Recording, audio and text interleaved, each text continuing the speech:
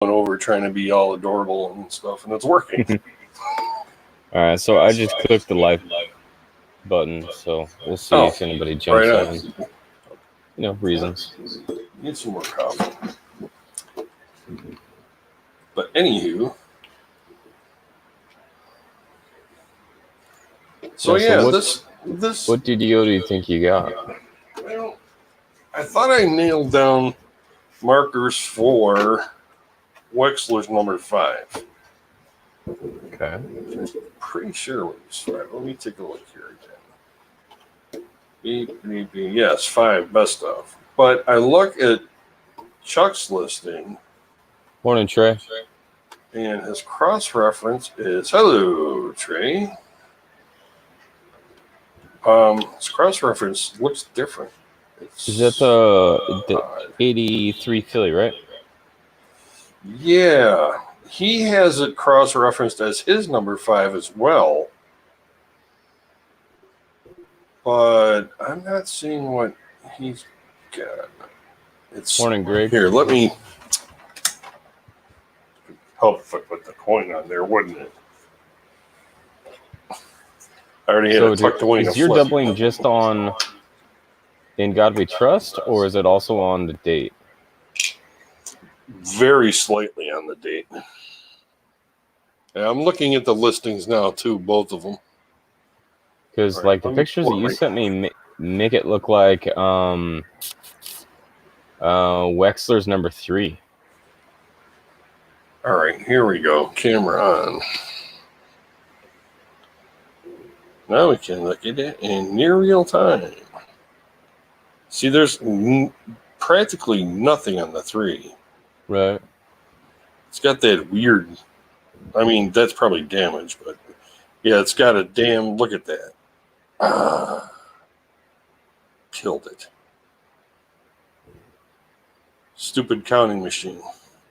So go to In. All right. Okay, I'm gonna.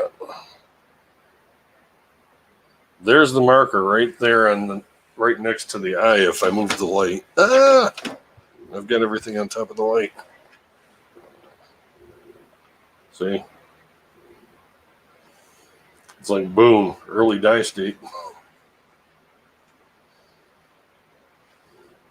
I took pictures and there's that says number 3 on Wexler's to me, man.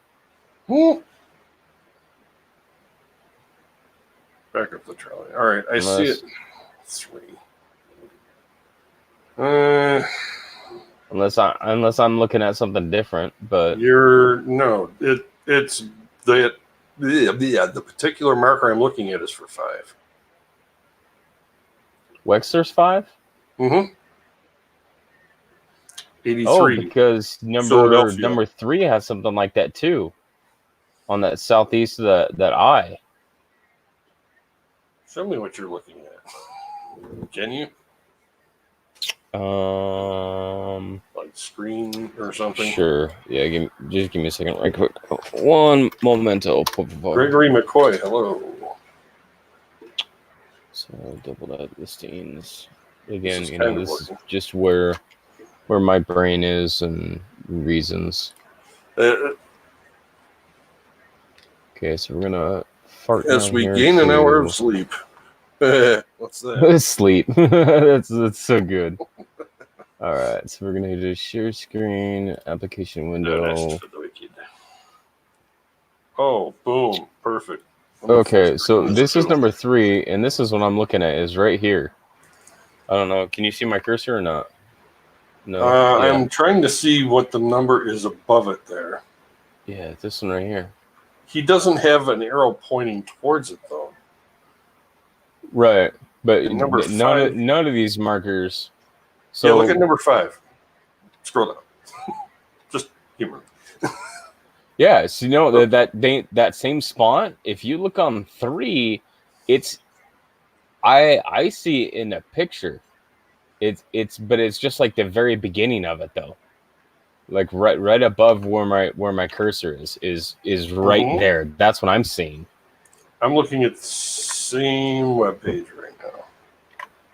So I see that little kind of die gouge, just on the east side, lower fourth of the eye. That spread's a little bit wider than mine, I think. What does your god look like? Coming up. My God is a kind God.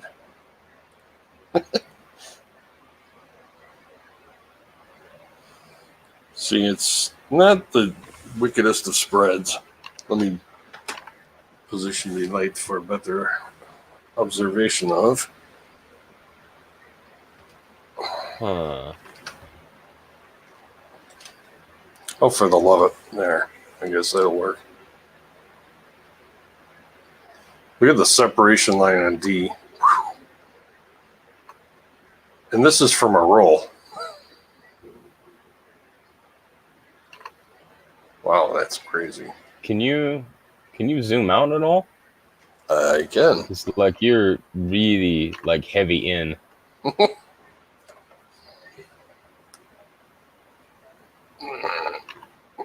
See that line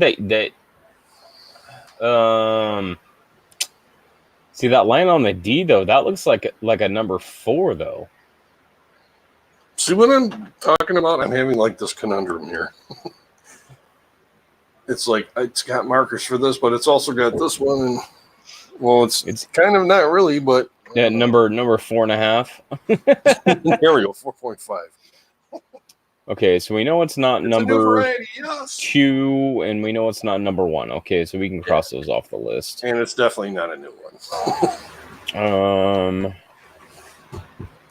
That much I do know. These have been looked at so heavily over the years, just because of the how about reverse your how about the Wii? What kind of separation do we have on the Wii? Pretty sharp. It's hard to see from up here. Okay, you can scroll back down.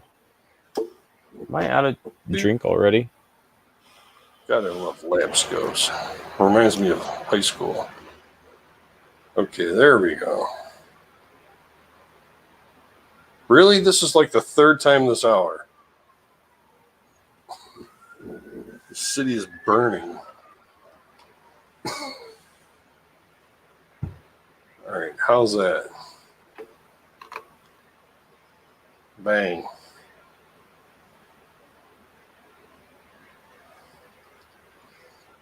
It's definitely clockwise. See that? I'm looking at 3 though, and it sets with 3.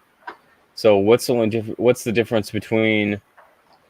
I mean, both 3 and 4 have What the does it same. mean? I know. It's kind of bugging. Okay, so what's the difference between? Let me pull up live chat because I can't see it from here.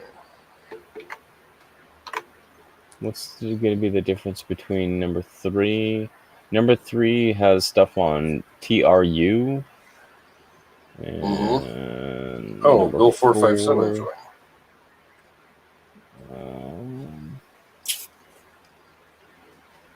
Yeah, that's better because sometimes the StreamYard chat isn't quite as quick. Let's see.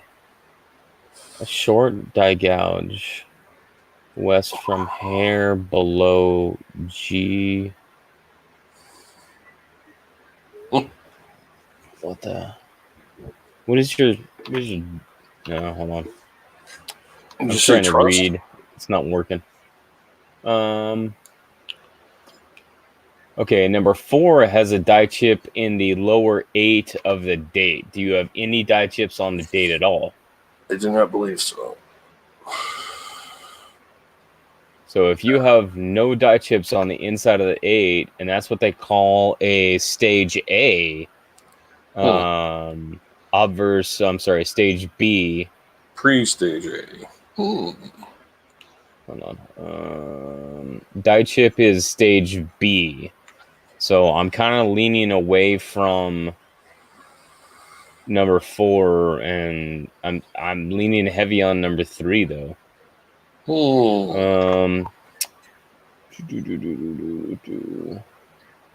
But there's Can you can you either go to Trust or Liberty? Yeah, pop over to Liberty real quick. Man. The B is the kicker, really. Right. Let me angulating for maximum exposure.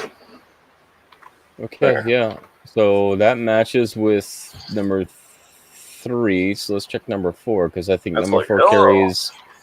Number 4 carries both the top and bottom loops. You're also going to see it on the loop of the R for number 4, and Yes. exactly the same for number 3. That's And not going number 5. to help us at all. How about Chuck. hold on.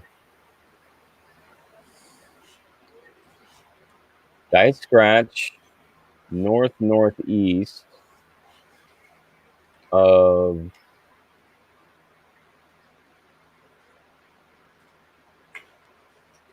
on the T in Liberty, left side, is there a die scratch that runs north-south? To the left side of it, sure looks like it. See it? Unless that's zinc crack From underneath the bar, north-south. Biff. Well, maybe not. I'm not seeing anything raised there. Just a little teeny tiny Okay, how about this one?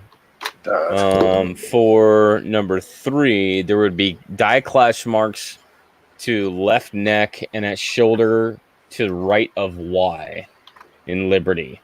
So, do you have any die clash marks anywhere around the neck area?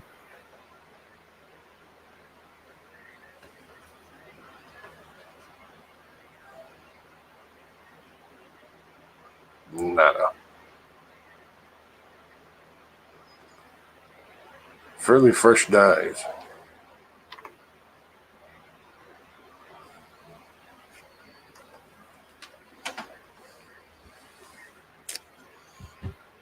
Okay, so we need another distinctive marker. Well, if I go to the reverse, see, here's another thing too. Let's check one more thing on the obverse. Just T and Trust, almost at the southeast corner. There's a die scratch going southeast.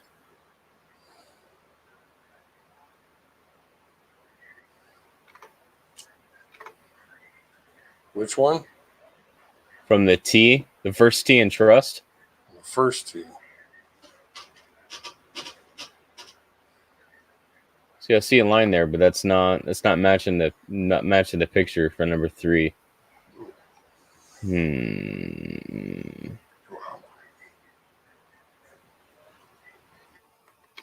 Okay, hairline directly south of G in God.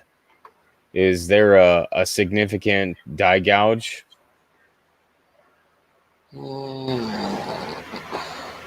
Yes, due south from the G. So it goes south to the hairline? Nope, I see nothing.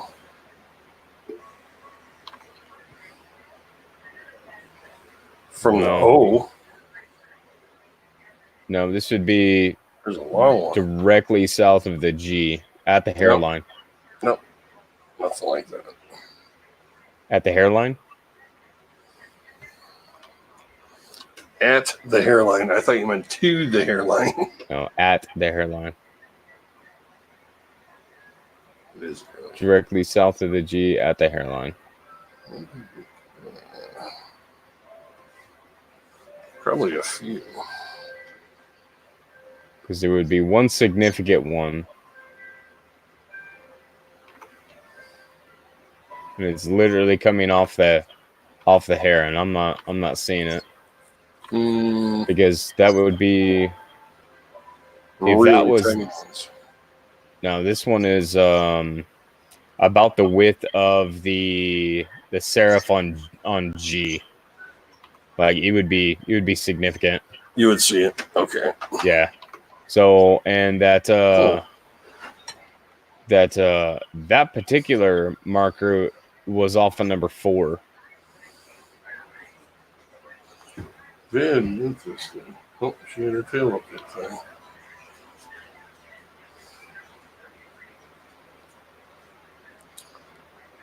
So I'm going still going back and leaning on number 3. That is such an early state too. Those lines are just razor sharp.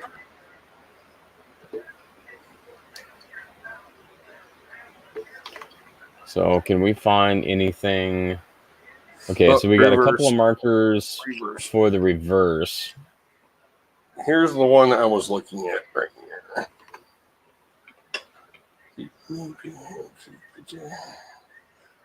Right? Yeah. That is a bang-on dead match for number 5. But then again, there's other markers.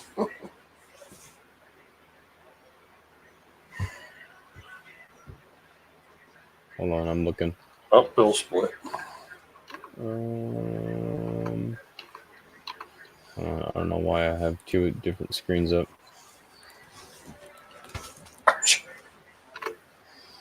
Oh, I just lost it. At least. I don't know how I did that. What'd you do? Like I thought that I had 2 windows open, so I closed one, and then only to realize that there was only one window open. I'm like, well, how does that work? Oops! Boom! I'm confused because it like went to the top of the top of the page, but I was still scrolling through the like the other stuff. Okay, so if that's number 5, then there should be a really significant scratch right inside the C in America, like heavy. That's it. That's number 5. I think I already have one of these, to tell you the truth. Yep, that is that's bang on number 5, bro. Look at how sharp that is, man. Because I was gonna say, I was like, okay, so you have that scratch in Bay 2, but then that scratch on C, that's like boom. that's it. That ends it. Yep, number 5. Good call. Good call. Sweet. The roll finds continue to roll, man. I just got the horseshoe today. I guess. You better go buy a lottery ticket. Nah, it's too late. I blew all my luck. And coins. Oh. Sweetness. All right. Back into the flip you go. Oh, I've got to show you this neat little gadget I devised for. You have a gadget? Yeah, I devised it for putting coins into flips. Now, let me see if I can do this without. Is it a piece of paper? Because that usually works. No, it's actually not. It's a device of sorts. Where the heck is my? Hold on a second, just in case.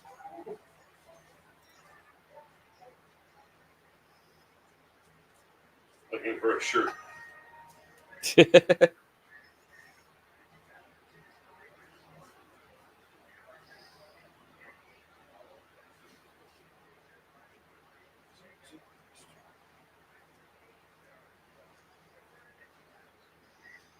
Something to drink too. It's like dry in here. Winter, it's like your skin just cracks. Right. Like, Yeah, it's super. what's the temperature like up there, bro? Right now, I'd say 40-ish outside. Yeah, it's not terrible. It's been hanging 30s all week. Oh, for over there. Yeah. Yeah. It's been unpleasant. We'll say that. And rainy, probably. No, actually, it's been dry, which I'm extremely thankful for because, like, if it was cold and wet, dude, it would be a hot mess. Okay. Whoops. And by hot mess, I mean every sense of the word. It would be a hot mess because, like, everything would just be a sheet of ice. Yeah. All right. Let me do it this way. So what do you got there? You got a plastic fork, but the 2 times removed on you. right? That opens them up perfect. You can put the coin in there and zip, done. Oh yeah, that definitely works, man. Another little gadget from the mind of. Yeah. Okay.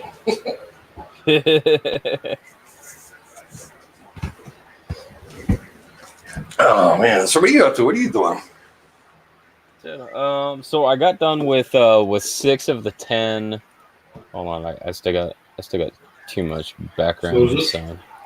I got done with 6 of the 10 sets for Jeeping.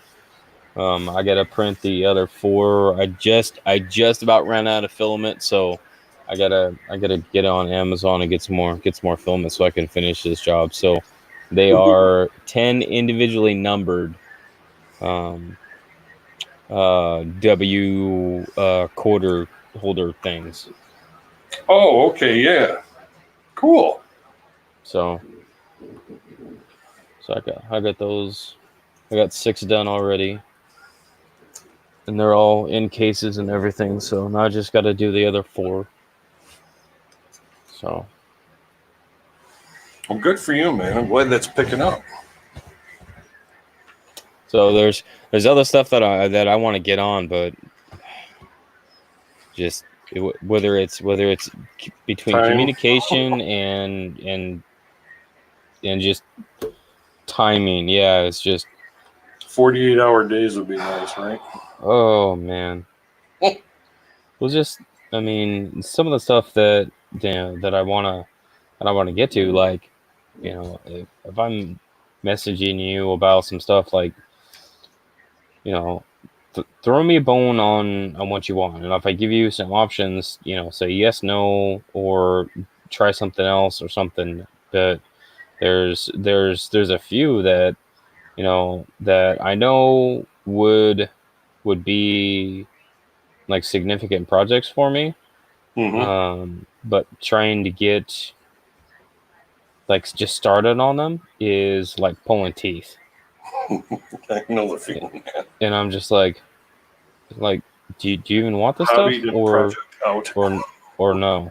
Because like I can go on and do other stuff, but like I guess my fear is that I'm gonna start some other project, and then that person's gonna come back and say, hey, I want to do, I want to do some of this stuff, and I'm gonna be like,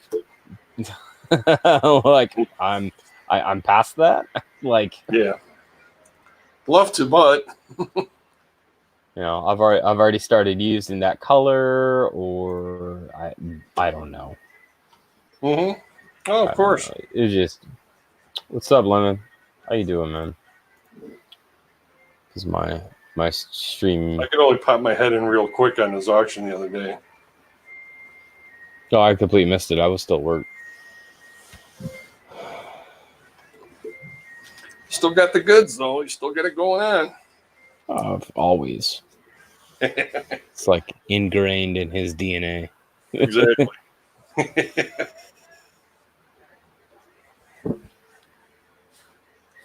So one of the things that I wanted to discuss openly, yes, it just seems like one of those things. How?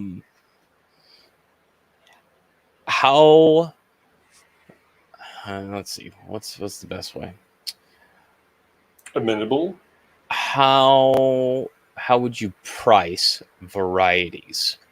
And by price varieties, I mean, so specifically, I guess my thought process was stuff like like VAMs, right? We all Mhm. know that the VAMs are for the Morgan dollars and the peace dollars. And basically, a VAM is just a variety of those A very series extensive coins. catalog of varieties. And every single coin is a VAM. It's not Essentially, yeah. a special variety, as opposed to like if you were going to find, say, a Lincoln, variety or whatever. Travis just nailed it. Auction histories. Well, but here's the thing though. But here's the thing. The auction histories are only based off of what they are sold. But I guess the question would be open for discussion is at what point does a basic list like the VAM World Mhm. start to account for how many of those were actually made? Because as we all know, rarity drives price. But Big how do time. you determine rarity? Well, the only scale I know of as far as specifically for rarity would be the rarity scale that's used extensively on like BCGS. Ken mentions it a lot too. Yeah, the URS, the University Rarity Scale. Exactly, that's it. Thank you. Yeah, I'm so full of acronyms. It's not even funny. Oh, let's not start that. Dang it, they probably heard that. I have 17 years of acronyms, bro. Uh, Okay, so what's that? How old am I? So how old am I? How old am I now? I'm this many. And then I am this many. well, let's see chronologically. So if you went through and you were looking at say a VAM, I don't know, on a 1922 peace dollar, and you're looking at a VAM and you have I have to pull it up now because now I have to actually talk about something that is a real thing. Reasons. So on VAM World they have more guns by date and they have top 100, right? So, but why are those particularly the top 100?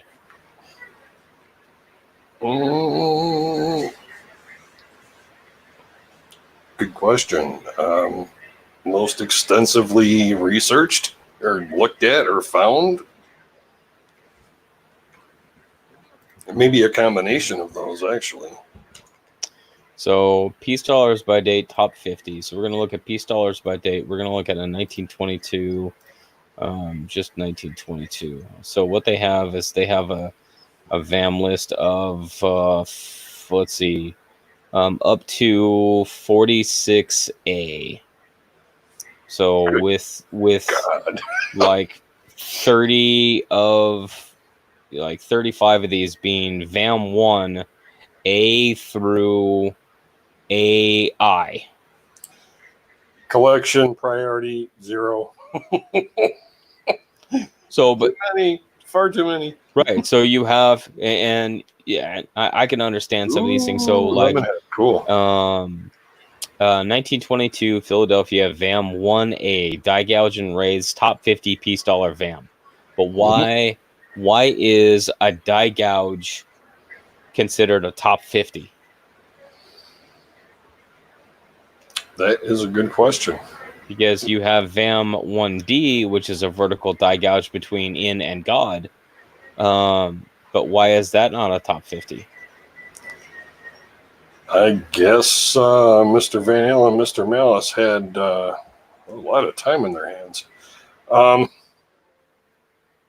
They've just been researched and studied for so long.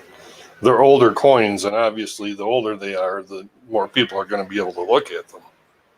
Right, but take into account all of and we kind of touched on this the last open conversation that we had, where we talked about all of these references are like 50 years old, right?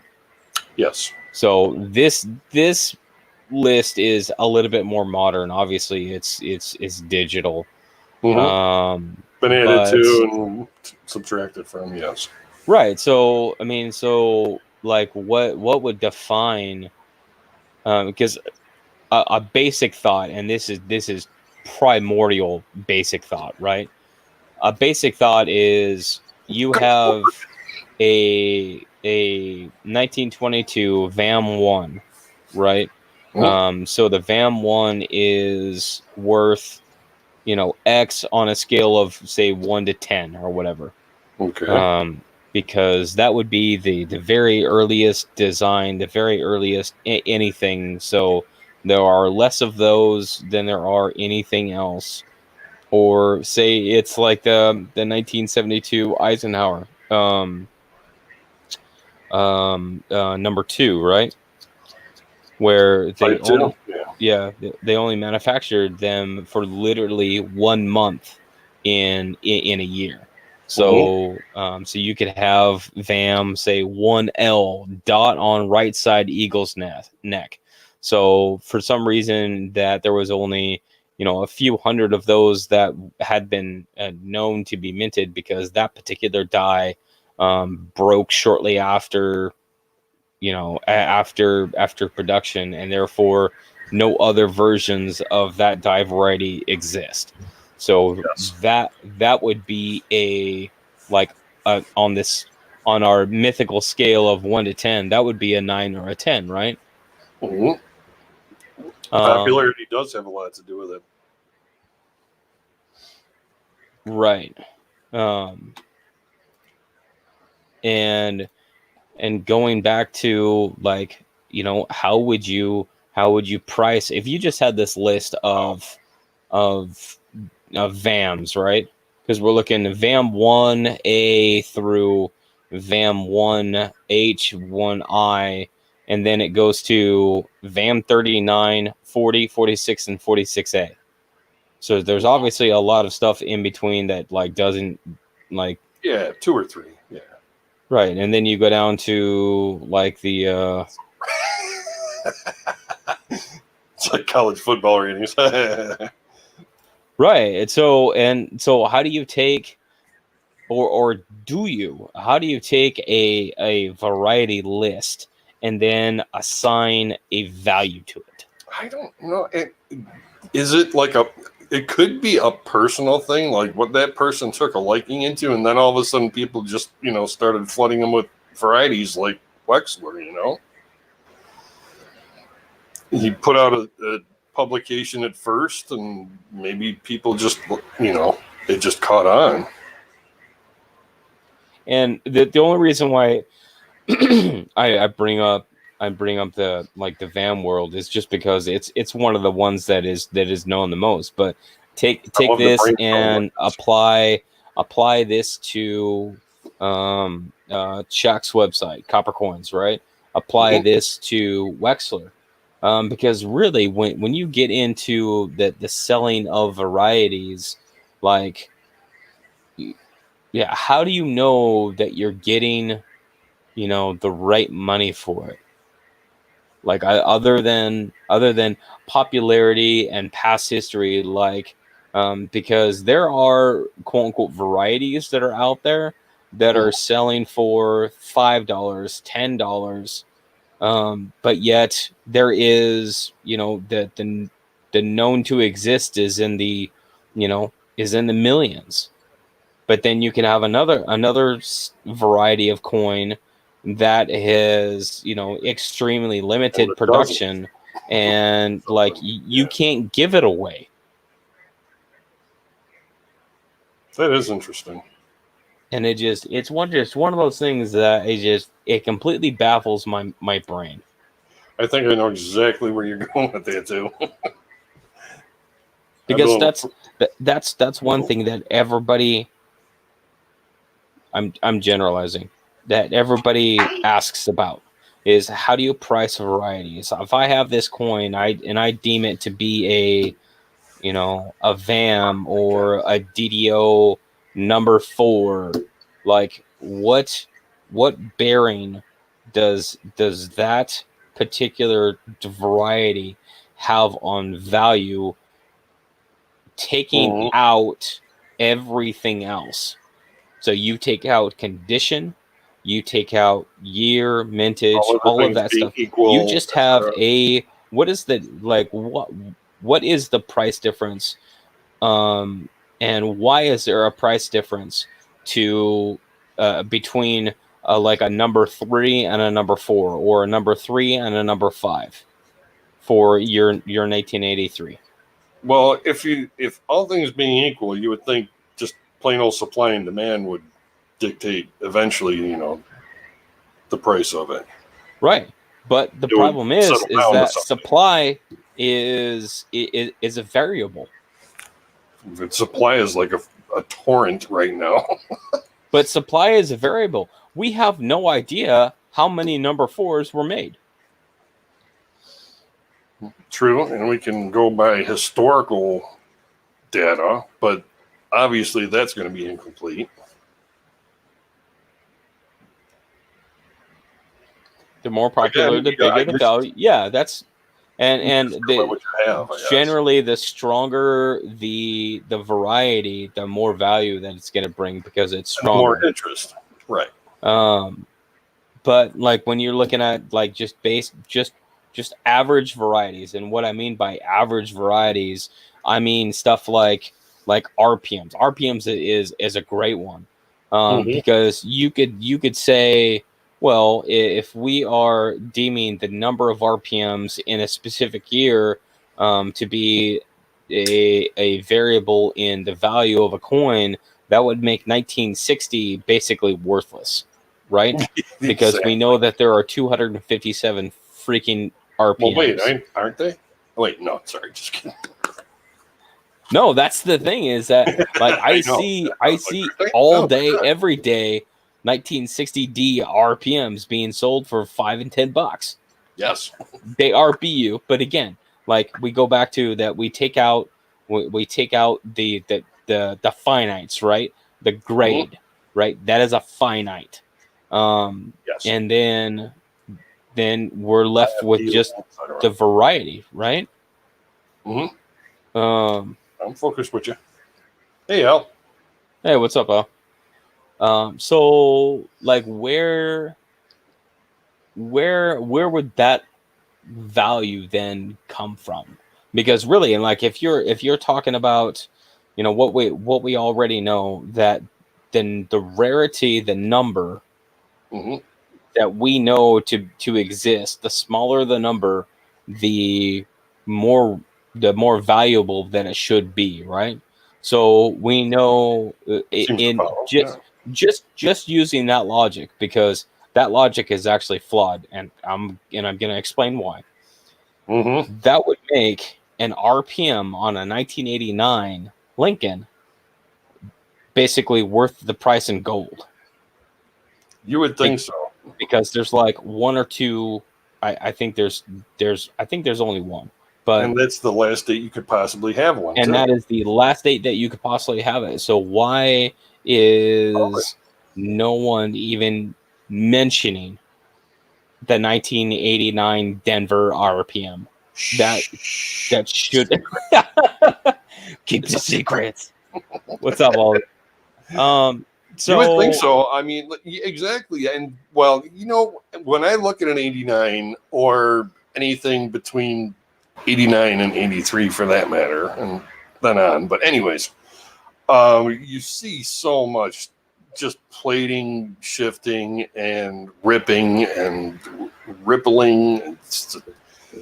It's a mess. And I kind of have given up looking for the 89D RPM. Unless I actually find one for a good price, I probably won't have one.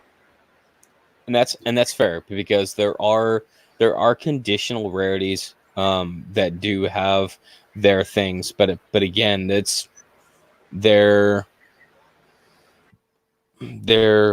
they're conditional rarities.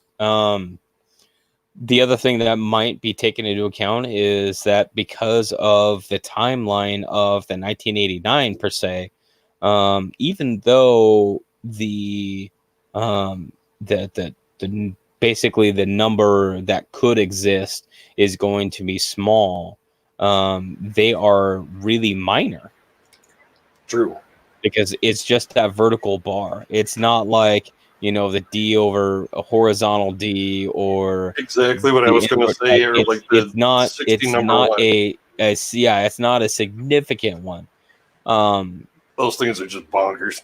So like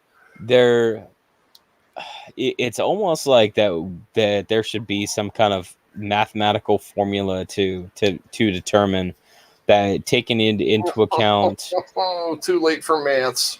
not that we're gonna come up with one. I'm just talking out loud. I think we did mention something similar to this last time. Now that you mention it, yeah. That just something, because then kind of like the Drake equation for variety. Yes, value or something. Exactly. Only because that would be the end all to what is this coin worth. Hello, right? Newman. What is this coin worth? Well, you take in, you take in year, you take in mintage, you take in, the number of varieties, like the grade, what color, and you take all that crap and you just roll it into this one, and that would be the end all to what is my coin worth. And center of strike, depth of strike. Well, I mean, yeah. Well, we do have quantum computers now, so maybe someday. Well, but like I do follow you. Just like for the average user, right? Like, I mean, if I could theorize this stuff like off the top of my head, there would be a website, and it would just fill out the boxes, right? And then this is what your coin is worth. Oh, that'd be, because that's what everybody asks, right? They say, "What is this? How much is it worth?" That would be so simple to code. So simple. I've done like bulletin board sites before. But then it becomes too easy. Because then people, just like how we talk about learning to grade coins, then people don't have to learn how to grade coins, because they just put it in this formula, right? Mm-hmm. Well, you should at least know how to have a rudimentary knowledge of grading. I mean, you don't have to go into but that's one of the things on why. But that's exactly my point. Is that is why everybody asks, or people that don't understand stuff just tell other people, like, just send it in to get graded. It's like no, there's certain things that you have to take into account before you decide to just send it in for grading. It's like, what is this coin? Like, what exactly is, am I going to, make enough money, or am I going to invest enough money into the grading of this coin for it to be worth it to me to hold on to? Or if I'm going to sell it, and am I going to recoup all of the cost to have this thing graded? And really what it comes down to is that aspect right there is lost. Yeah. I mean, there has been such a reliance on third-party grading that the actual art of grading is fractional compared to what it used to be. Have you seen some of the things that you can pick up slabbed lately? I mean, granted, a lot of times it's annex slabbed, which is probably the least expensive option, but like the big three. But anyways, I'm seeing like G3 1867 nickels. Like heavily cleaned and just looking like they got pulled out of the ground. That's just somebody who didn't know that that's a common one, and in that grade, it's probably just trash. Right. So there, I would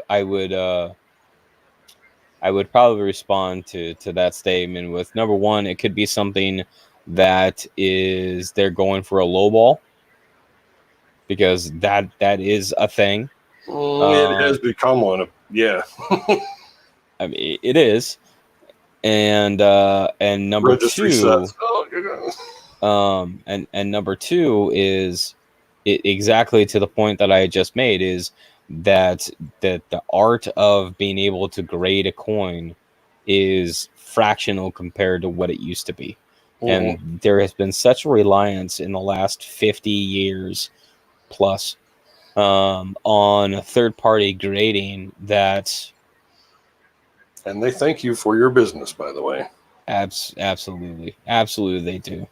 They're like, you want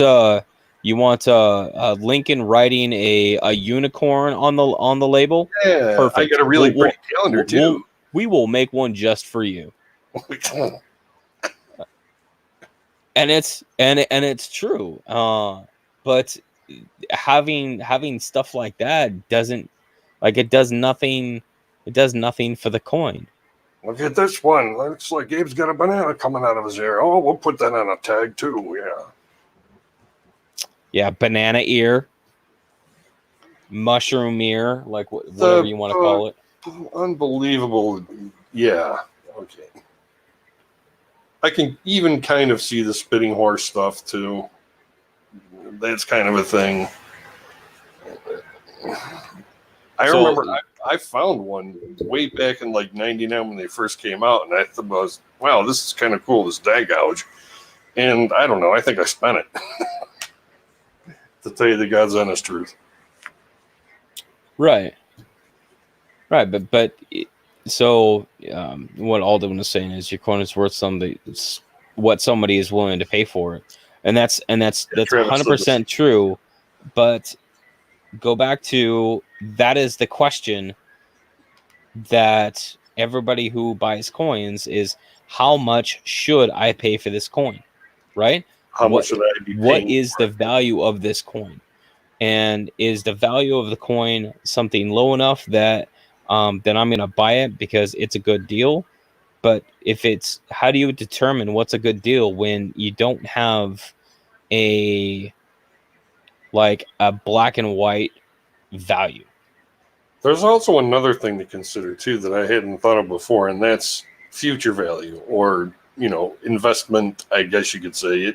Not even so much investment as like, is this going to be like an heirloom or something? Is this going to improve in value?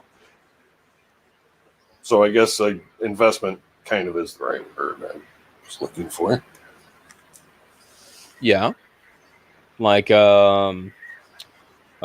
seeded dimes.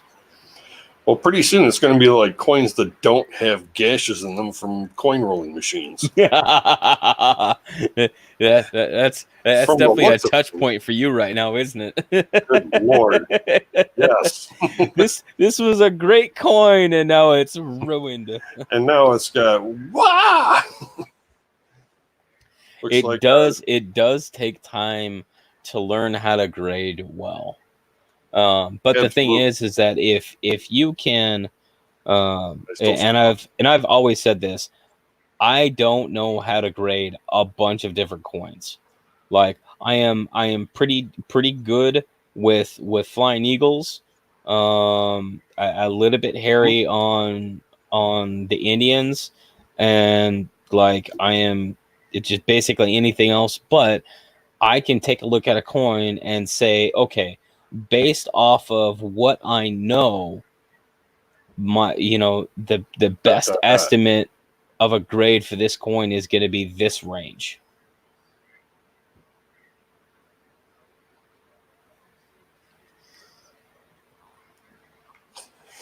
The coin. That's what I've always said too. Collect what you like, what you want.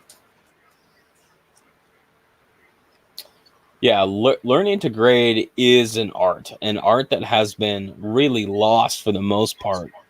Um, Again, based off of the reliance of third party. Uh, Did you see that Morgan Robert had last night? no, Oh my god!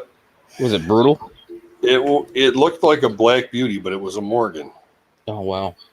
and it had rainbow toning on it too, along with like the dark actual toning of the coin itself. Oh, brutal. I was drooling. I can't imagine what Cindy. Oh, poor Cindy. She's probably had like, to wash Robert, her I eyes out with quit. Bleach. Coin has its own rating. Yes. Oh, Greg McCoy did too. Okay. Yeah, and because every single design has high points, has low points, has wear indicators that show up first, just depending on like I mean, there's so many factors. But what if you could have a general black and white value?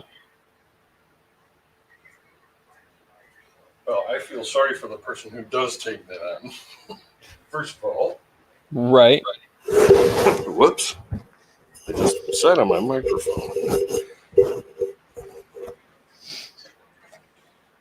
Things that don't apply to any other. That's true too.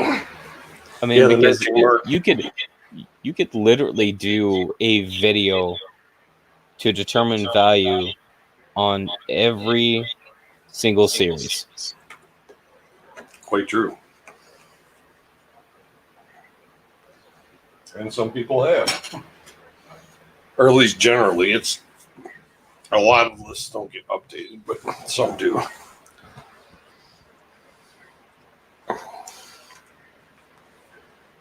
I do like that Numis.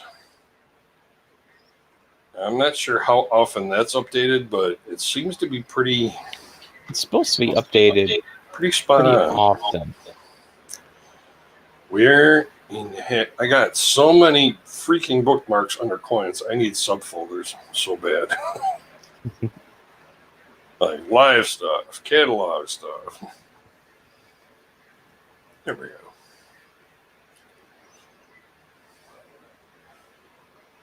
Very nice. So yeah, so like something like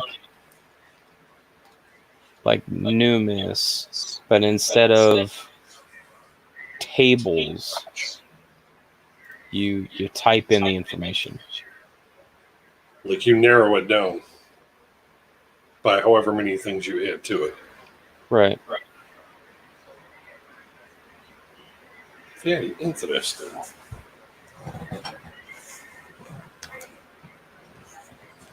Kind of like what Chuck has. For what? Sorry, I gotta get something to drink. On copper coins. Well, Copper Coins has a quote unquote value listing. Variety Vista has somewhat of a listing, but For some even things, yeah. PCGS has their own quote unquote value listing based off of grade. But like you and me and every other person that looks at those three different websites for the exact same coin, and you have three completely different numbers. Mhm. And then if you want to throw, a giant orangutan monkey wrench into it, then you got crap like the red book and the blue books, right? Oh God. So now we have 5 different numbers for the exact same coin. Yeah, that is. Now that you put it like that, yeah, that's excessive. And the thing is, too, but before I really got into the online stuff, I was looking at red books for references, and at the time, I thought there was nothing else other than those in there for double dies and varieties and whatnot. So for probably about 5 years, I was probably tossing away some really good stuff. So Lemon says that the PCGS values are only for coins and their holders. I agree, but True. you have people in the coin community, and I'm not going to call anybody out, that are using the PCGS and the red books for straight value on their coins. Like exclusively? Yes.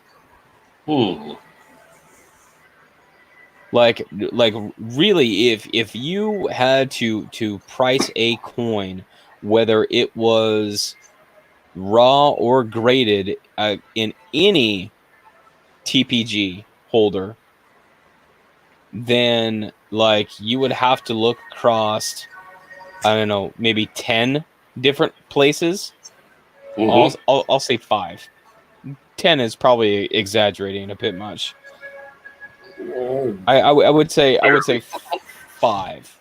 Yeah, that you would have to look across at least 5 different, and then basically get like an average ish of all of those to have a quote unquote value on a coin, on a single coin. And that's absolutely what you should be doing. Right. You should be looking at anything that has a reference on it. You should be checking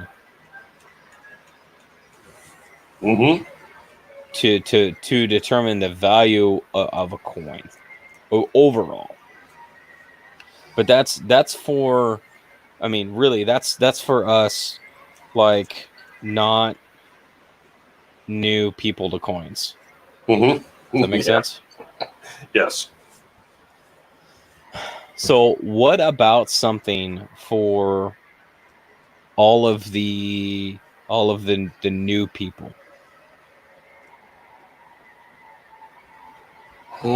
Because it, like, everything that I try to think about is, I try to think about, okay, how does this apply to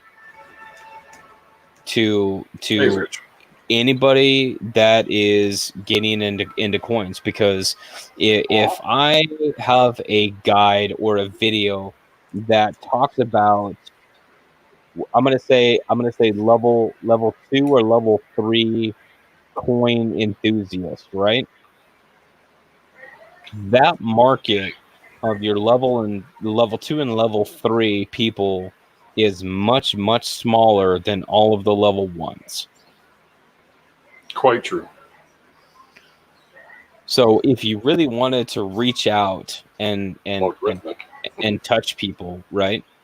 And this kind of goes back to what I was talking about on our last conversation, was if you are going to reach out, across platform and across all these platforms and all these websites to reach, X number of more people, that's exactly what I'm talking about. Is you would have to have something, ideally, and again, this is all completely theoretical, you would have to have something that your average Joe can use.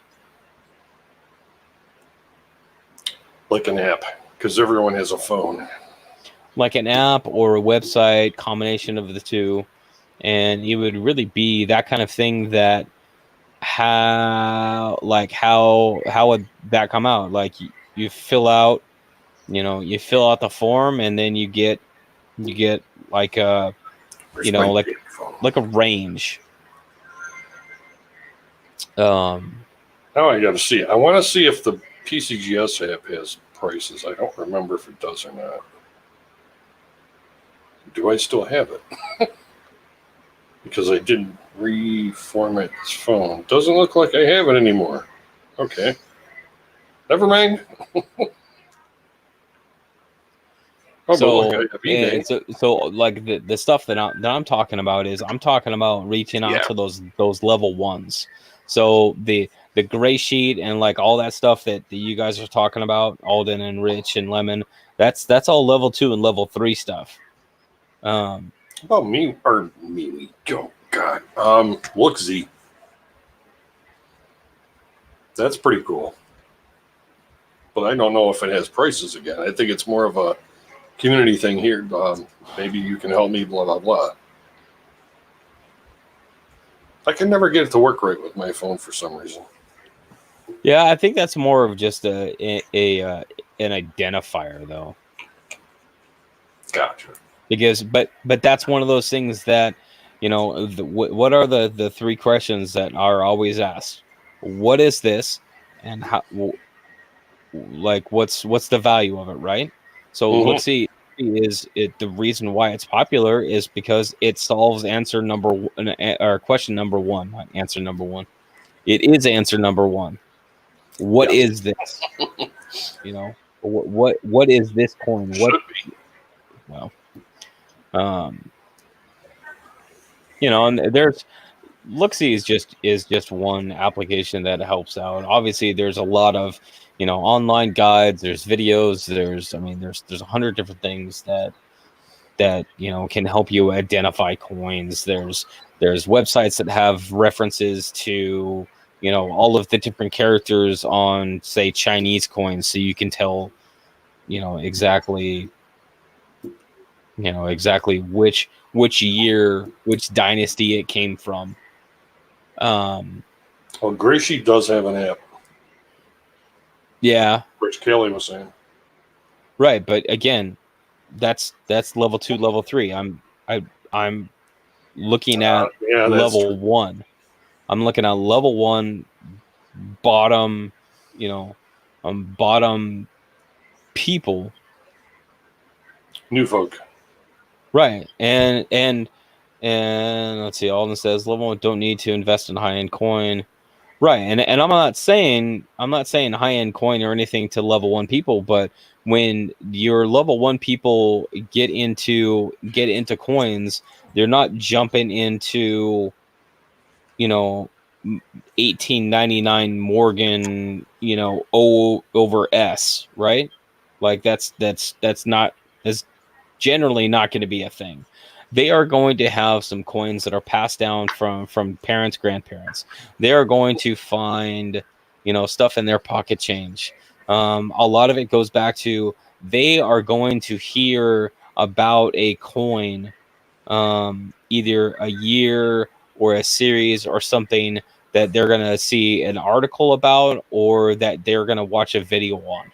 And we all know how those go, right? So that's how they're going to get started.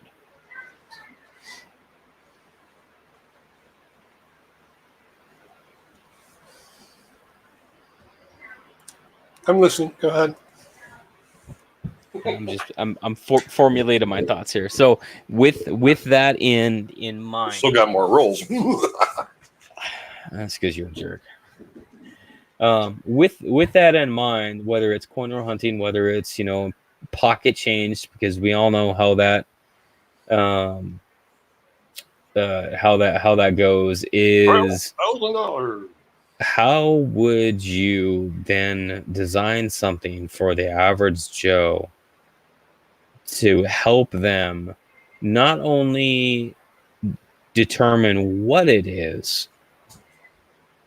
but what the value is? Because that solves number 1 and number 2. And if you have a single platform that takes number 1 and number 2, well, number 3 is just a check mark. Agreed. Just found another class 9. Yeah, I got like 3/4 of a roll.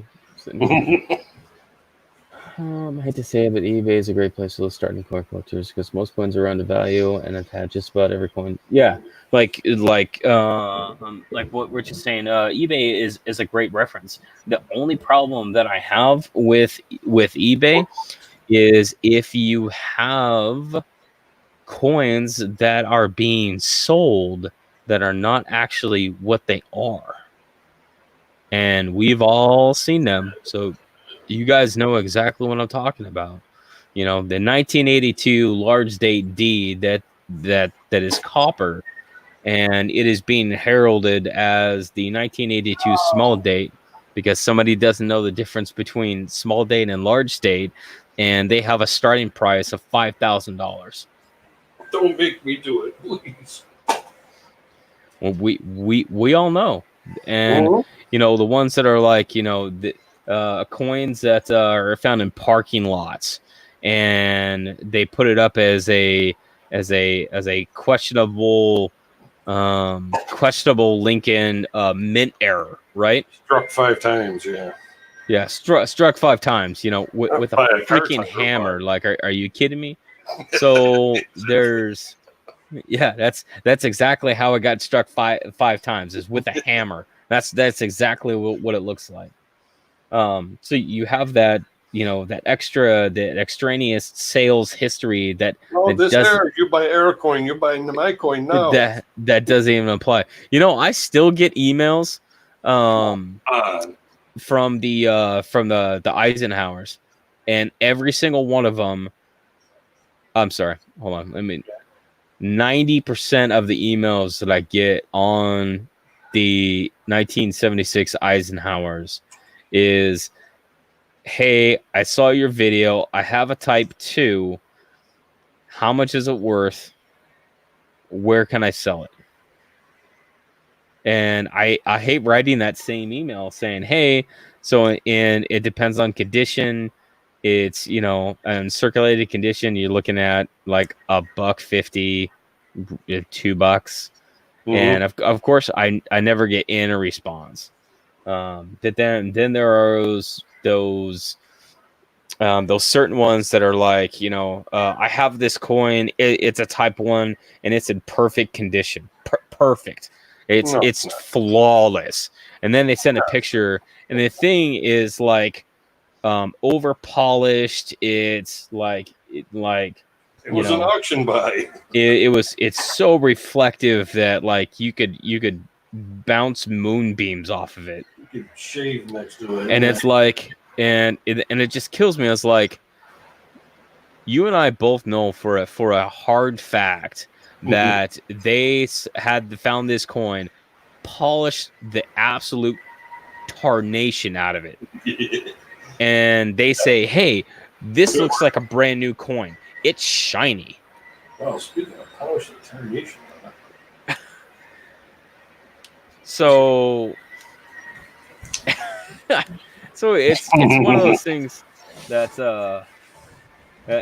going back to what Alden said. No level 1 buyer will spend $5,000 on a coin like that, and I would agree, except for the fact that it happens all the time. Every single day, I see multiple posts on Facebook saying that, "Hey, I bought this coin. Did I get a good deal?" It's like, okay, so you bought a coin without knowing what it is or how much it's worth, and then you're asking if you got a good deal.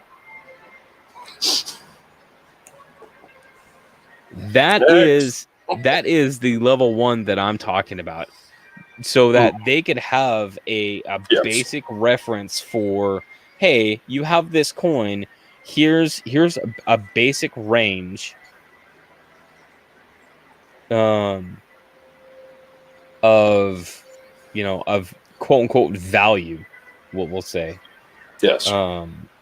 And so that they can most of them will then, I feel, I hope, have it make a, my words aren't there, make Good call. an educated decision, at least semi-educated decision. See this one? We were talking about over polished. I was like, wow, look at that. Yeah, I love those. It's like those columns are wonky. Ghost. Come on. It's perfect, but Halloween's over. Look, it almost looks like it's stretched all the way to the top. That almost looks like a head up there, doesn't it? The stain or whatever that is there. Yeah. Looks like a head and shoulders, and it's like linked and it's stretched. And it's gone. Far out. All right.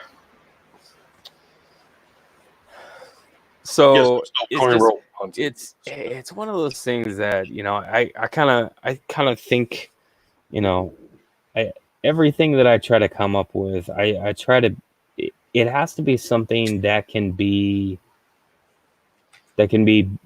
basic, that can be easy, because the more points that you put to it, the more complicated that you make it, people just aren't gonna want to use it. Like your market reach, not market, user base reach is going to be fractional compared to those of what it should be. Of what the possibility is. Mm-hmm. What's wrong with what we got? If it's not broke, don't fix it. Alden, I might overthink toilet paper, but you know what?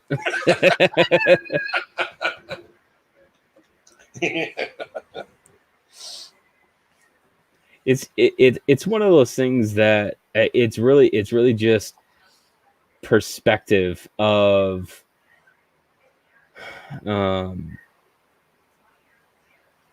that's tough, Rich.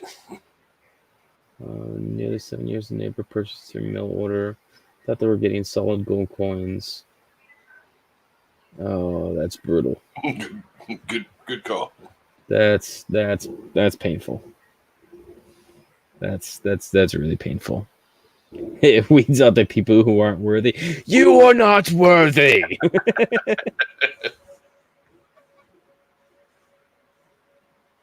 But it's but when I think about, you know, a product, a service, a thing, like that's one of the things that, like, if you only cater to, you know, your level 2, level 3 type people, I don't feel like that, you know, that you're really reaching as many people as what you really want to do. True.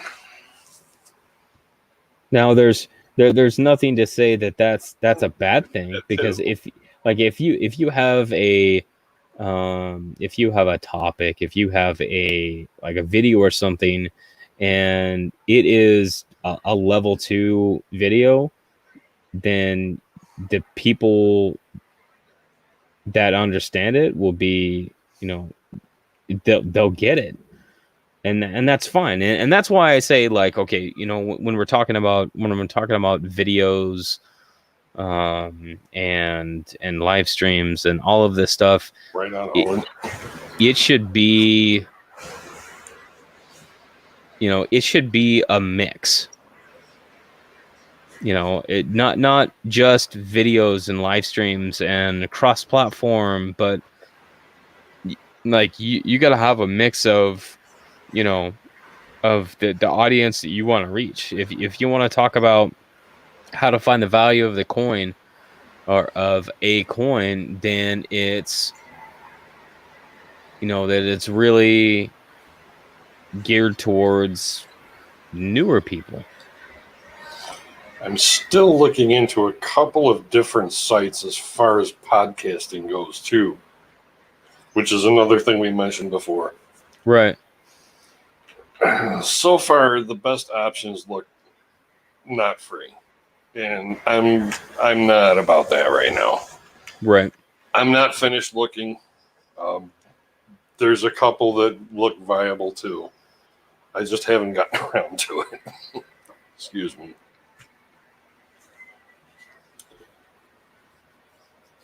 The Keepas. But yeah, Yeah, I like what Alden said, is that it's teach learning. It's like spandex. It's not right. It's a privilege. I like that, Rich. Oh, so many examples I saw today at Walmart. Okay, Lemon. If Tis the I season. 100% agree with you, with the caveat that what happens when there's no pros left?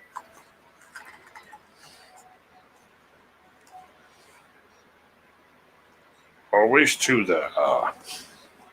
And the reason I say that, and this is something that we talked about before, when we talking about these guides and all of this other stuff and how old that stuff is, like, you know, we have the Wexlers, the Rick Snows, the there's like they're dropping like flies. Mhm. So what happens when there's only one or two variety people with no one else? You know, that makes the demand for their time like exponentially more.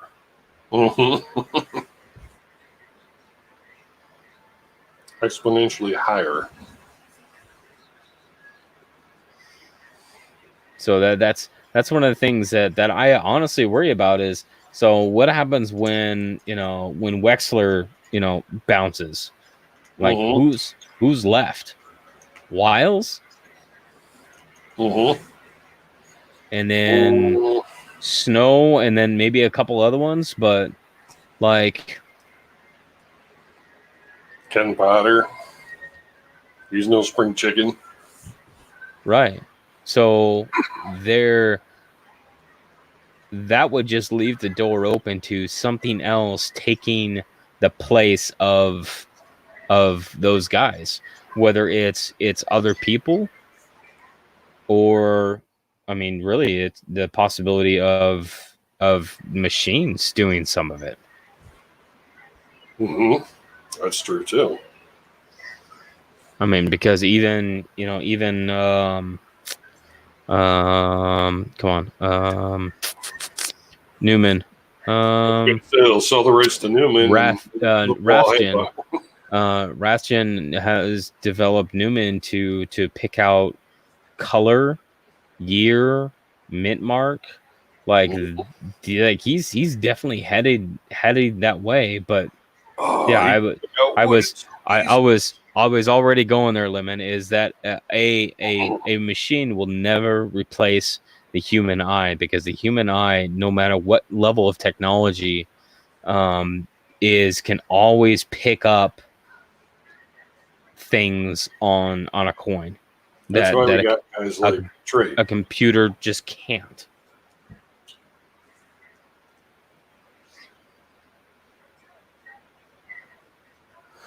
Is Trey still here? I don't even remember. There's always someone to fill a void, right? But there is always somebody to fill a void. But are they the right people? I mean, if you have, you know, if you have somebody like Lemon, who is extremely knowledgeable about a lot of things, and he you know, bounces out of the coin market, then you put in, you know, somebody else who knows 20% of that. Like, there's no way that person can even match the level that Lemon was running at. Mhm. So, and if you have such a key player like the Wexlers, we'll say that, Mhm. and so if we'll say Wexler is running at what, 80, an 8 out of 10, right? I don't know numbers. Ish.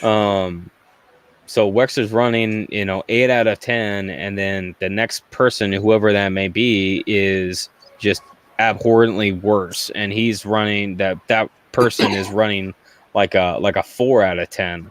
Like, if Mhm. that is such a pivotal role, because there's no baseline, there's no like piece of paper that says, you know, this person is well and capable of doing, you know, doing this position. So what is, you know, what would that possibly do when they're running not at that level to, you know, the rest of the community. So for example, you know, because I'm not rambling enough. For example, you know, they start getting these coins that, Yep. you know, are parking lot coins, and they say, well, this is clearly the newest double die, when it's clearly not. And But since it's that really- person says that it is, and it's on the internet. like, what would So that it's got to do? be true. Yeah. Like, what kind of CF would that create? Ouch. Don't do that; it hurts. Indeed.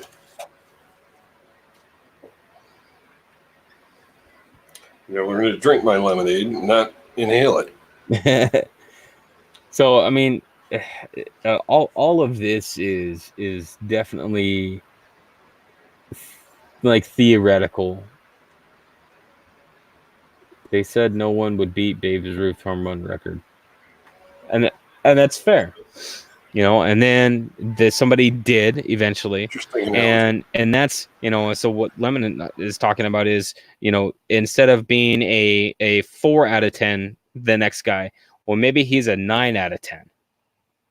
Right? Or maybe he's a 10 out of 10.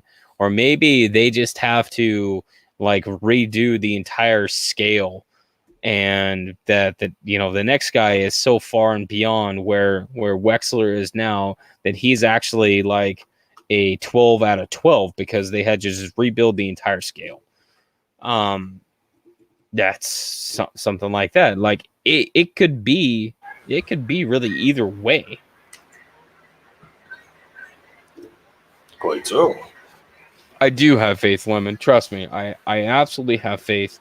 But I also know that based off of the generation, Right on. the generations, and the culture that we have, Right on. this is a thing that is a real thing that will happen in my lifetime. What's up, Rhonda?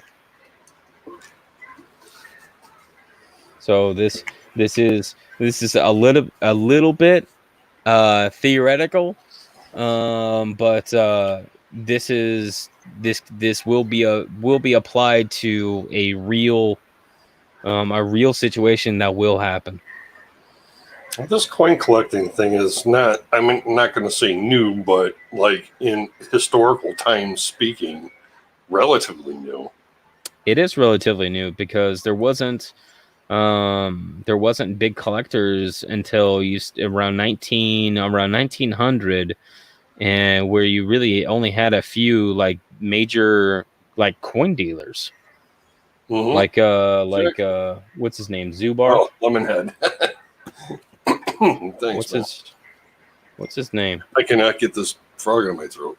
Dude, what's of course I'm gonna forget his name. I've only done like 4 freaking videos on this guy. Starts with a Z. He was set to sell the coins at the World's Fair. Somebody help me out. The World Fair. Yeah, at the World's Fairs.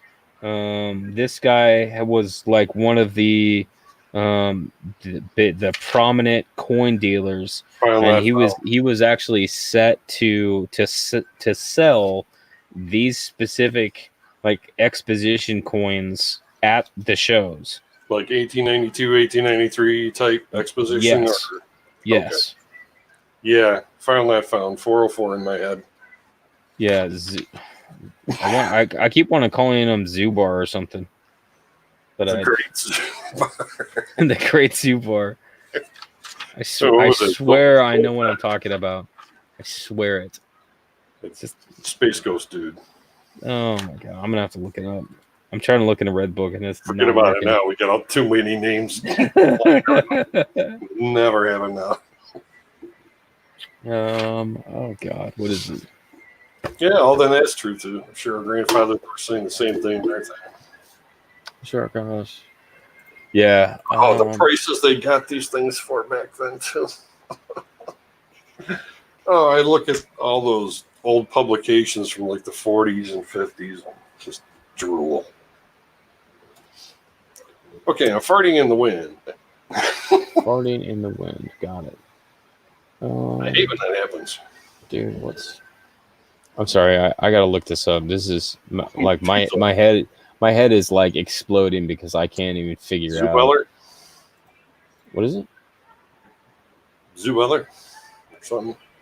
It's Z something. Like I don't know why that my brain is just like full sets of dumb. It is the person in charge of the coin. He was. World's All I know Fair. is Tesla was the one that lit it up. And that's pretty cool. I never even knew about Nick Tesla till I started reading about him online. And I grew up around here. Right. Good there night, in Alden. Falls, you know? Oh, I'll Have just a take good- it up. Take care, Nick. Have a good night, Alden.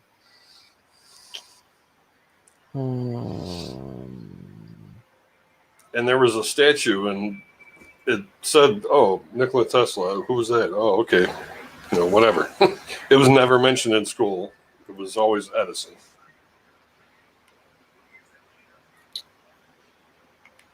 Oh, this is But anywho, killing me. Zoe Deschanel. I'm just thinking of Z names now. But anyway, so this guy was like one of the first like major coin dealers. You know, had his own coin shop, and that he was basically set to as like the lead person. So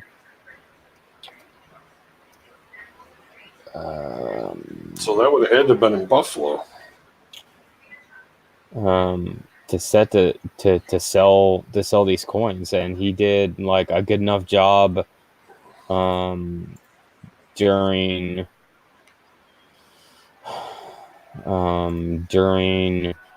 one World's Fair that he actually got chosen to do another one.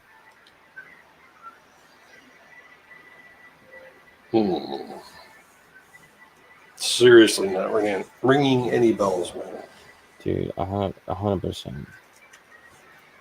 But I've never really been huge on commemoratives either. I mean, I've had a few. What do you call them? I had the Columbian Exposition ones. How'd that go again? I don't know which way. First day at my new lips. Anyway, I had both of them. I think the 92 and the 93 come through here at one time or another. Yeah, I only have the 93. I've been looking for a 92 to keep to put the set together, but then I kind of found the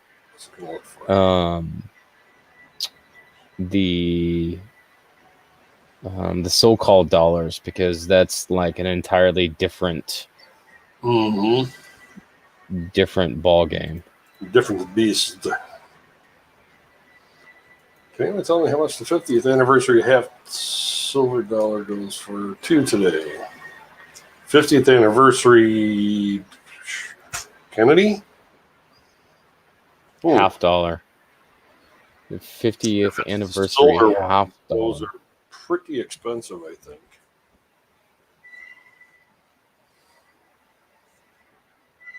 I think that was a limited set.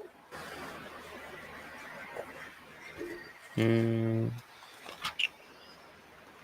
I couldn't tell you off the top of my head. anniversary. Like the 2014 ones or the 2016 ones?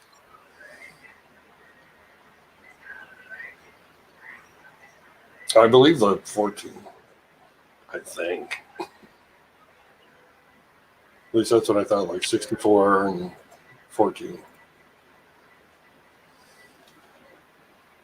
Yes, 14.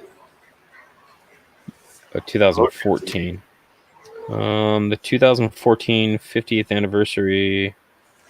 The gold or the silvers. There's silver, there's reverse proofs, and then there's the 50th anniversary W golds for the 2014. Oh, very. And Little then bit. there's a high relief, there's a silver enhanced. There's a bunch of options, so you're gonna have to kind of tell me which one it is.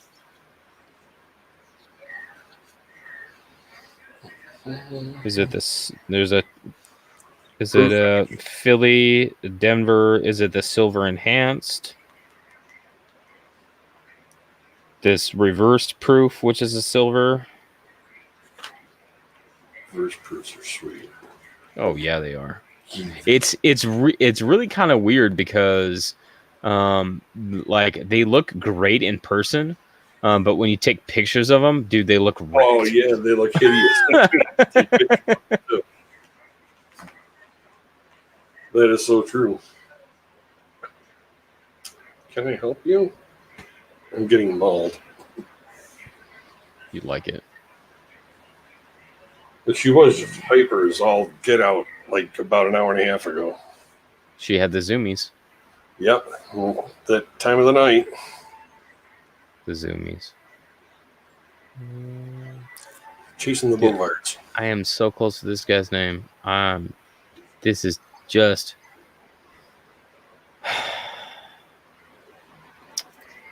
I want to say it has the reverse proof, the enhanced proof, and uncirculated. And okay, so it's the set. Yes. Oh yeah, that one. The one that has like it sounds gold pieces. It's not indicating. They're both W's. Wow. So yeah, so there is a silver reverse proof, which is the silver the W. Let's see what. Let's see. So I still think that would be in a like mint proof set. They come in the folder that you set up For as the- a display. Yeah. Those nice cases. CJ makes nice cases too. Yeah, I know which one she's talking about. Yeah, I got nothing. My hands are full. Feline. $50 Demanding attention. 50th anniversary sets. There we go. Oh, I see what it is. Okay. They're really fancy sets. Let's see. 50th anniversary set. So, 50th anniversary Kennedy set. The originally sold for, if it's the reverse proof, the enhanced uncirculated, and the uncirculated, struck on 90% silver. They originally sold for $100. But what? The blue box. But what they go for right now, I have no idea. Damn, you got some long ass claws. No idea.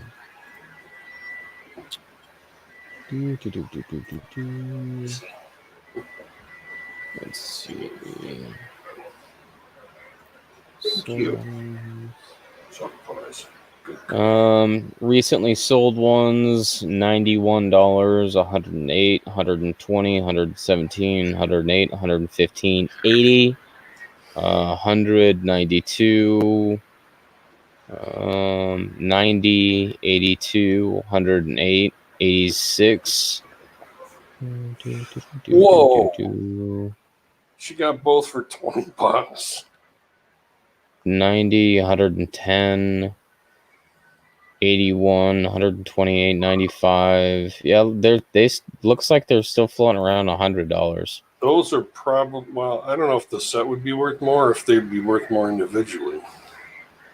If you got them both for $20 and there's, I would be checking the coins. Dealer's choice, man. Yeah, That's that not. too. Yeah, that's not. I mean, that's barely the silver weight out of those. I mean, but if it's all 100% legit, then yeah, that's a fine score. But for that low, I would understand 20 each maybe, but not 20 for both. You have to pour water on them when you got them home. I've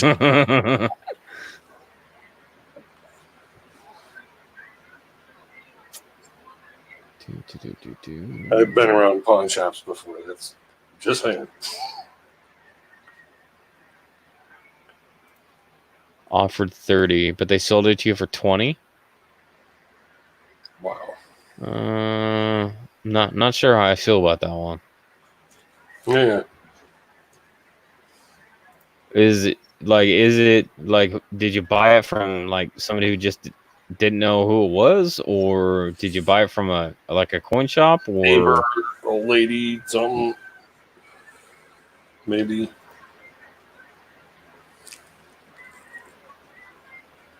That's kind of what I'm picking up. Looks like they were never out of the box. Wow. Bet those are nice. Yeah, if they were never out of a box, then yeah, then you definitely got your money worth out of that one. Yeah, I would have. I mean, just reviewing just some rough numbers off of it, I would definitely paid them more. Mm-hmm. Get a lemon head. Pretty please. Right?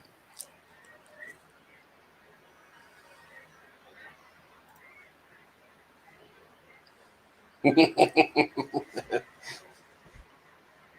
the gears were going in my head too. I'm thinking, I wouldn't be able to keep it though. Something that valuable. A friend, can you email link? You want CJ's email, or what are we asking here? I'm not sure.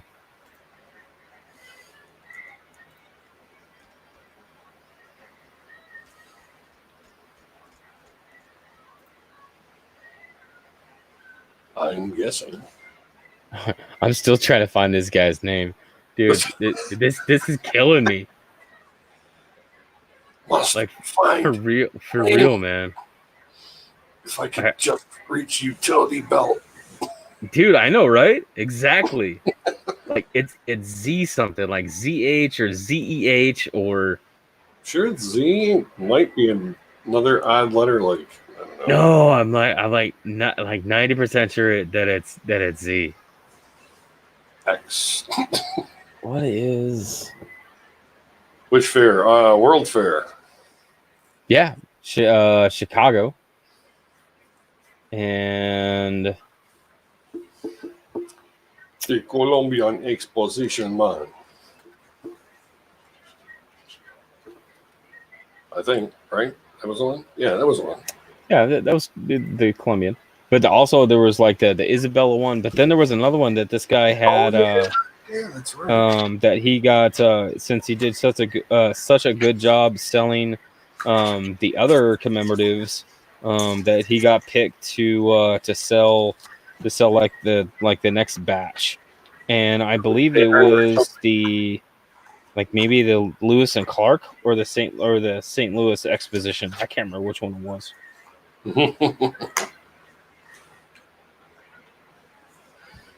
But like one of the like the big things is that this guy had a basically like the coin shop at the fair, at the World's Fair. Oh. And he was picked to sell these commemorative coins.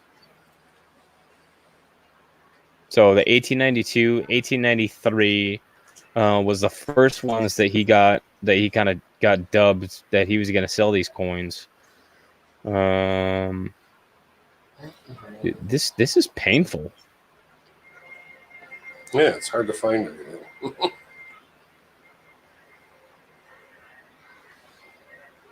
There's mention of it, but there's no mention of anyone's name. How to find coin dealers? No. It's I not know, right? core.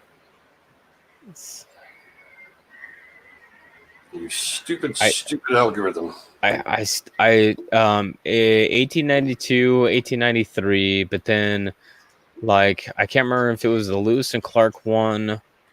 That also had one. Let's see, did I do any? Let's see, short series. Thomas Elder. Oh, that was the so-called dollar. This one. That's Averill. There's a picture of his shop in Money of the World. Let's see, maybe I can look that up. For Money of the World. And this is 1904 Lewis and Clark. Lewis and Clark.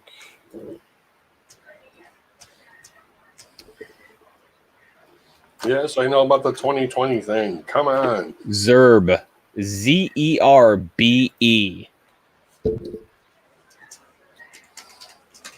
it is. Hey, See?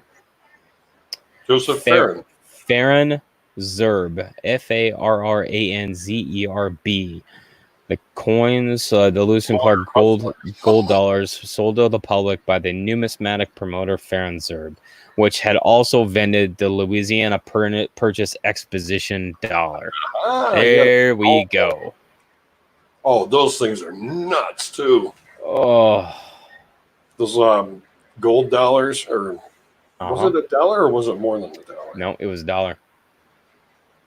They were both dollars. There was those ones that were like octagonal, I think. Can I come up on panel for a few and show y'all? Yeah, I guess. It's up to CJ. Boop. I just make full screen.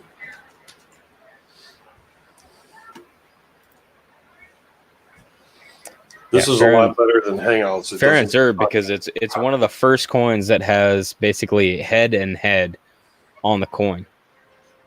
Oh, right on, yeah. The Isabella one? No, the Lewis and Clark one. Which one? The Lewis and Clark Exposition. I'm looking at that one and dollar. Talking about that one. Okay. I knew what it was. I just said the wrong thing. Okay. So, Rhonda. There she I is. bought these two today. A friend came by, and when she came by earlier this morning and was talking to me about buying some silver quarters off of her. And I said, sure, come by Tuesday.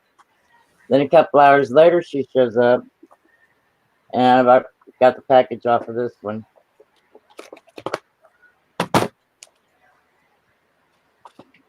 Holy It still even has the paper in the bottom of it to set it up. The propaganda, as Ken would say. Government propaganda. Yep. Holy Corolla. Yeah. Yeah, those are still selling between $90 and $100 online. So it just depends on what somebody is willing to go for it. But Yep. you stole that. I was trying to show it earlier to Al and them, and Al and I got into it because he kept telling me they were gold coins because they look gold instead of silver. There's a reverse proof. My camera's not focusing them very good. Yeah, so you're gonna have a reverse proof, a proof, an enhanced, and then a regular uncirculated. Which Yes, sir. should be the 4-piece set. Yes, sir. That's what it is. The other one's the same exact thing.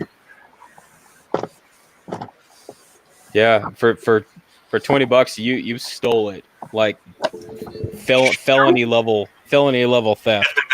So, so what do you think? I told her I would give her more than pawn shop price. Okay. Mhm. So what do you think I should give her Well, that was nice. on top of the 20? What do you think I should, fair amount? What should I give her over pawn shop price? Well, I have no idea what pawn shop price would be. They would, I would venture a guess and say that they would probably just give her silver melt for it. Avoid pawn shops at all costs when it comes to coins. Well, I didn't mean pawn shop. I meant the coin shop, the local coin store.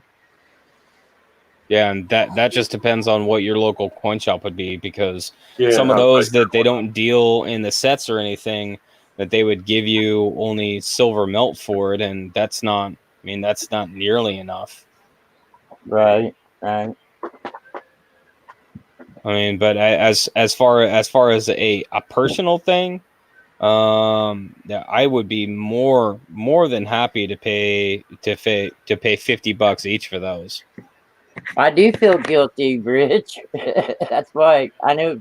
I've asked on another stream earlier, and they're like, I don't know. And I've seen you pop on this like, I forgot to even mute my StreamYards when I first popped you up, and everybody's like, "Who's that? Who's that?" So how much do you like this person? Let's. Yeah, right. This is the first time I had bought off of her. I mean, if it was my regular silver guy that I get on my silver off of, Mhm. I would probably give him $100, and I could double my money still.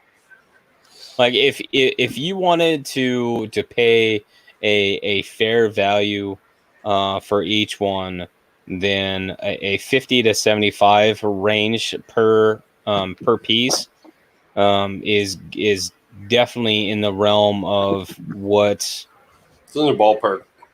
yeah, of what a a good general value. I mean, All right, my original plan on buying this, and I'm going to show it to Red tomorrow. He wants me to take a picture of it and email it to him, but I'm just going to show it to him on stream tomorrow instead. But my original purchase of it was to trade him for some pandas, because he just bought 500 pandas at melt value. okay. And I'm wanting to get some pandas for the grandkids. And which my 8-year-old, he's like, I want 100 of them. It's like, no, Grandma can't afford 100 of them. Well, I mean, so you are kind of a unique in a unique situation, because you got them for such a low price that if you wanted to sell one at 75% of the quote unquote market value and just keep the other one, you could, and you would make 3 times the money from your original investment in it, if you can find somebody that would buy it for that amount. Yeah. Or you could do the same thing with both. I mean, it really just depends on what do you want to do with it, and that's Well, like I said, I bought them to trade with Red to get some pandas. Okay. To put in the boys' stack. Yeah.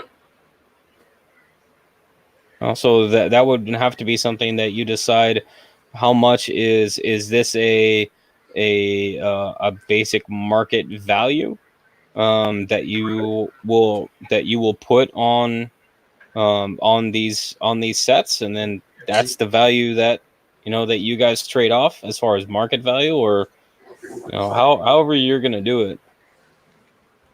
Yeah, I understand how you're saying it. Rich says I would go off of eBay, take 5 prices, and divide it by 5.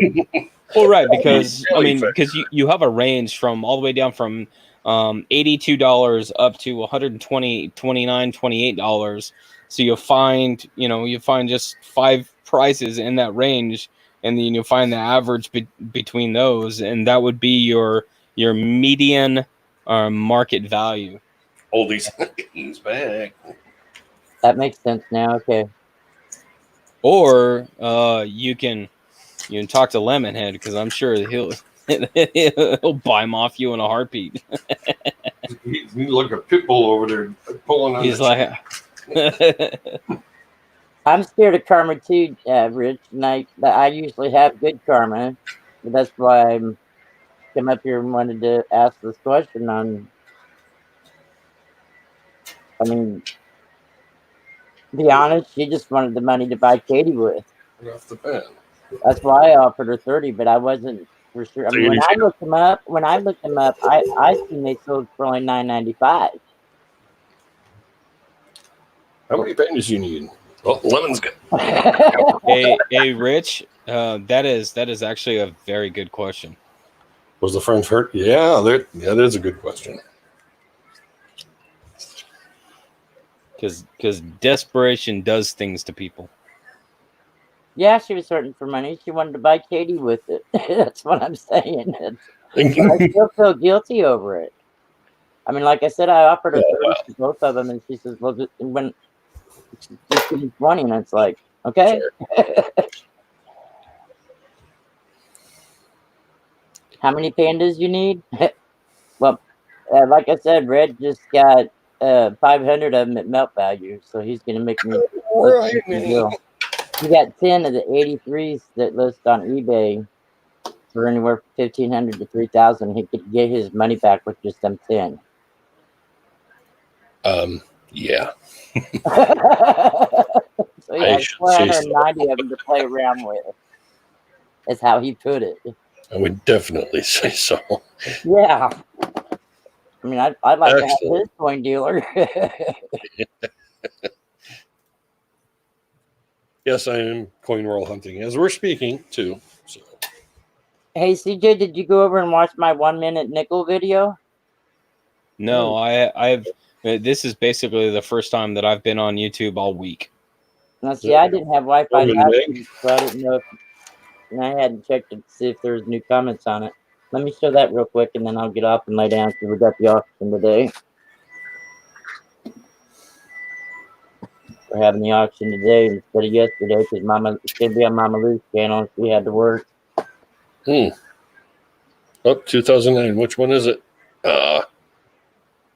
President. And presidential. 1995 D. Die rotation. How significant? 170 degrees. Fairly. 170 degrees. Wait a minute, is that right? No, it is. No, that ain't right. That would be. That should be right side up. That should be right side up. 170 degrees off. Wow. Yeah, that's definitely a one-off.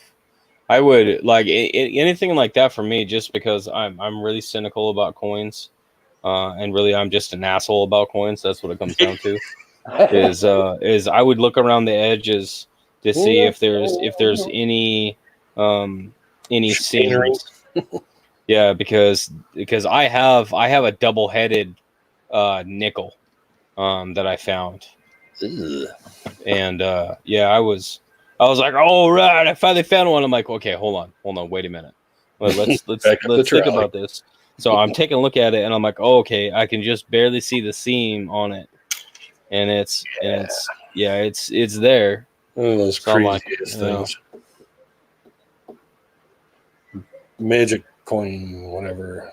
Yeah, so I have it, and you know what? That would be a really interesting thing to put together as a magic coin set, because I have the Kennedys, and I have that nickel. So then I would just have to find. I'm sure I could find a quarter, like no problem at all. Dime would be like wow. What would you even do with a dime though? It's like the smallest thing. You put mercury back on it on a rosy. Oh, that would be just devious. Right. The wheels are. I swear I don't think of this stuff ahead of time. This is just stuff that comes to me. Of course. My fingers ain't even working. Hold on to it. I swear this stuff just comes to me. Not because I specifically, think about this, while I'm at night in bed staring at the ceiling. Yep. All the wheels are turning What's up, the Ren collection? How you doing? because you cannot turn them off. Yeah, Rich. Yeah, sure, CJ.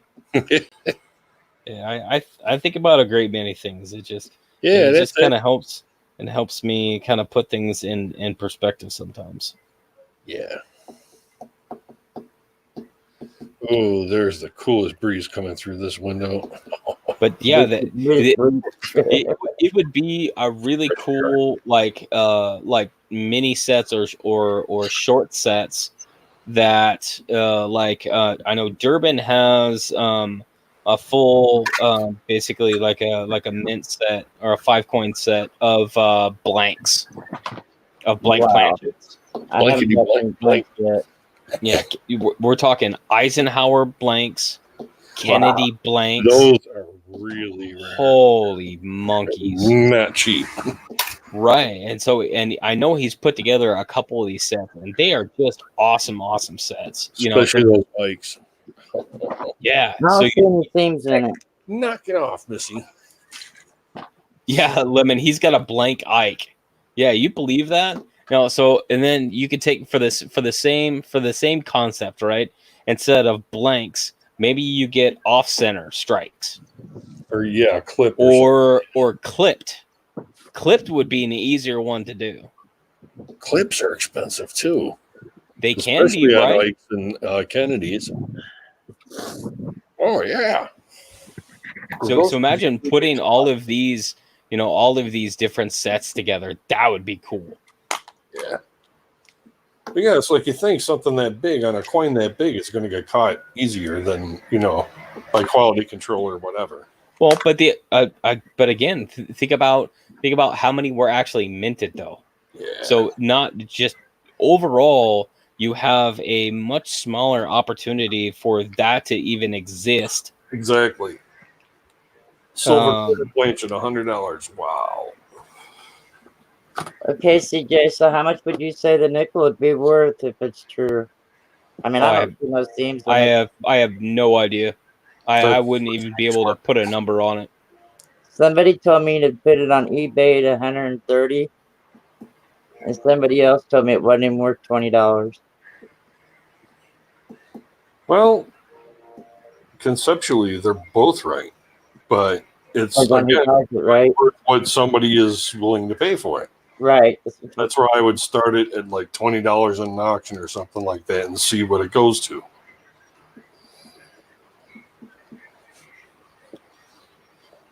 Yeah, on something like that for me, I would have to do a crap load of research just to even figure it out, because that's and that's kind of what we were talking about earlier is on something like that, how do you put a value on it?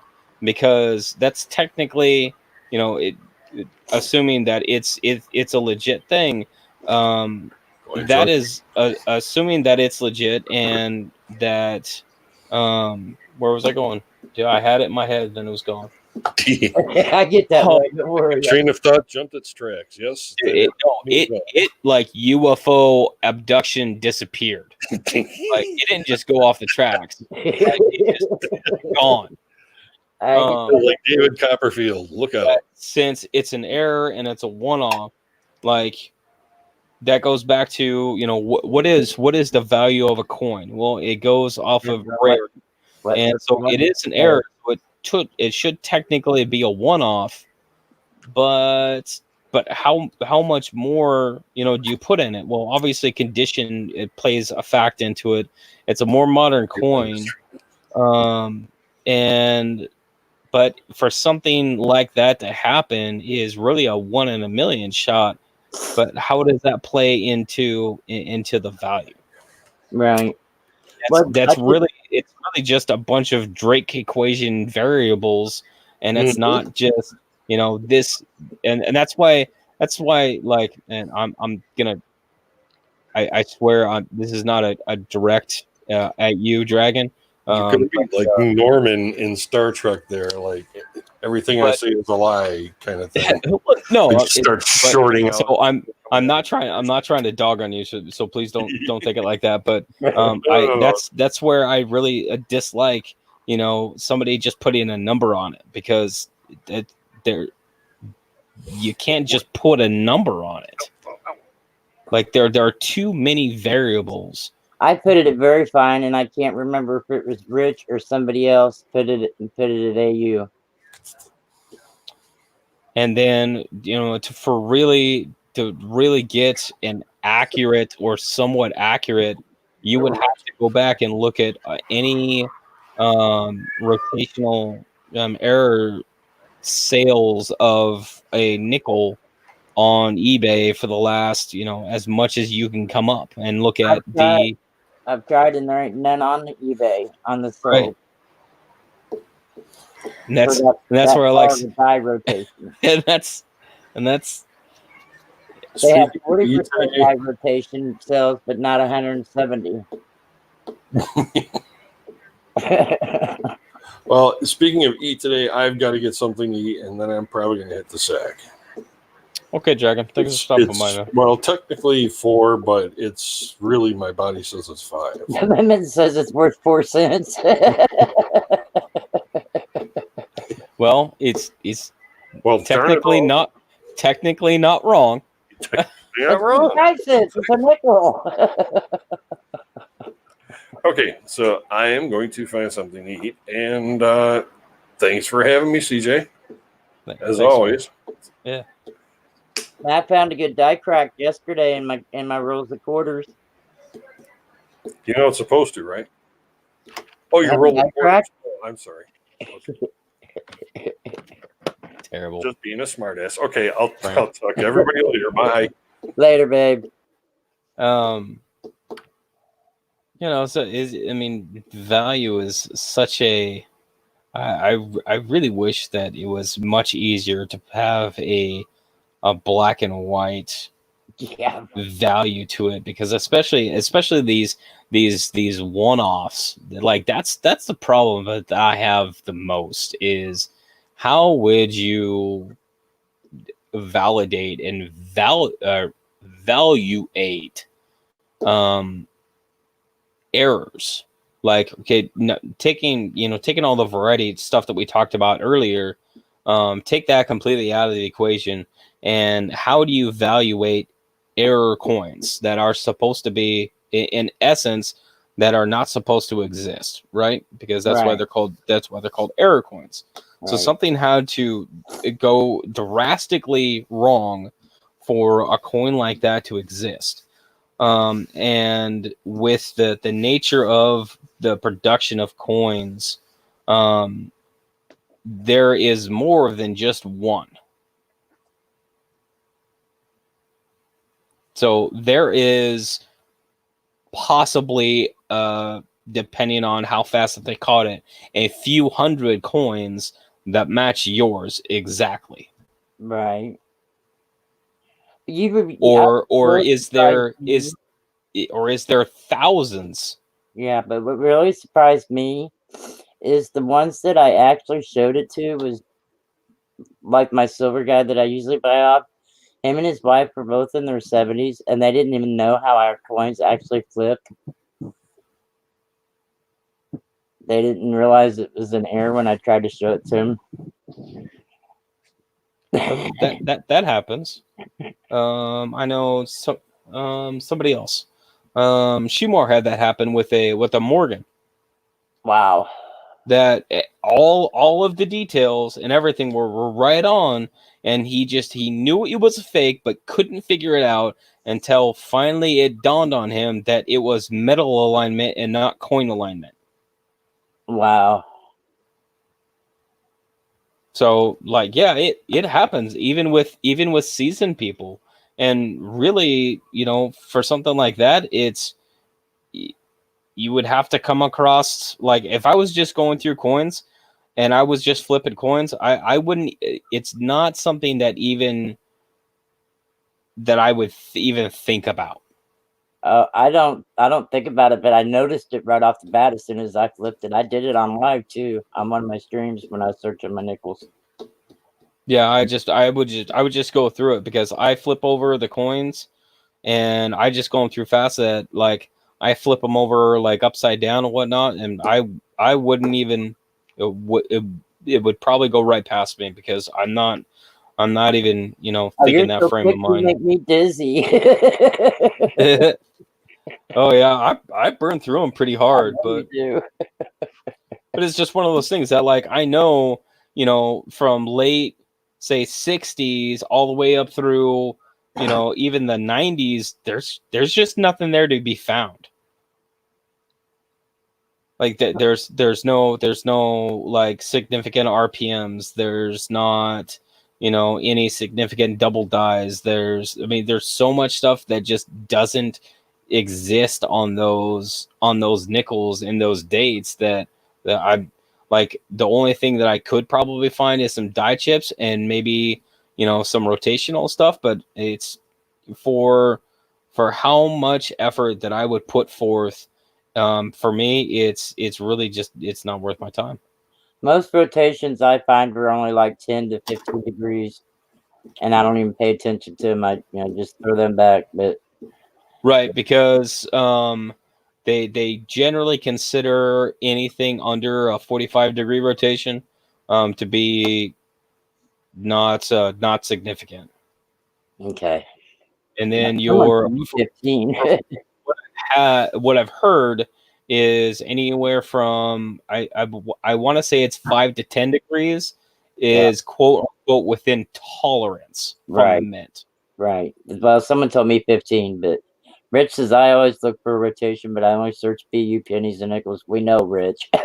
Well, yeah, but I mean, so for Rich, I mean, he is looking at such a finite, a finite quantity. Yeah, I Like, think his is mostly MS, not BU. right. And I that's love yeah, this question. Rich, you're playing a different field then. Than the rest of us. Yeah, I'm just saying. I mean, that there are people that search roles. I know Blues does BU roles. I hardly ever do BU roles. I think I've done a maximum of I think 3 that I've actually looked through. And I'm just too stupid to do it. I mean, My bank says they can't get BU rules. no, When because they get whatever the armored brings them. Lemonhead says 15 is minimum. 15 rotation. Okay. Yeah, that's what I thought. That's what I don't know. I heard that a long time ago when I was first watching you and who else? I used to watch Coin Up a lot and Ken Peavy. Who I've learned all my stuff from is you guys. I don't comprehend what I read, so Well, I don't know about that because I don't know squat. So you know more than what you give yourself credit for, bud. oh, I barely know anything. I there are so many things that I haven't begun to scratch the surface on that I couldn't even I couldn't even know You know what you I need to what I do? don't know. My opinion on what you need to do is focus on one area instead of every area. Like it's been a long time ago. I was in a stream you was in, and Paula was trying to. I think it was Paula was trying to talk to you about being the next person to do something. I can't even remember what it was now. Was it attributions? I think so. It might have been, and I just couldn't think of the word. I was having one of my brain farts, but you're smarter than what you give yourself credit for.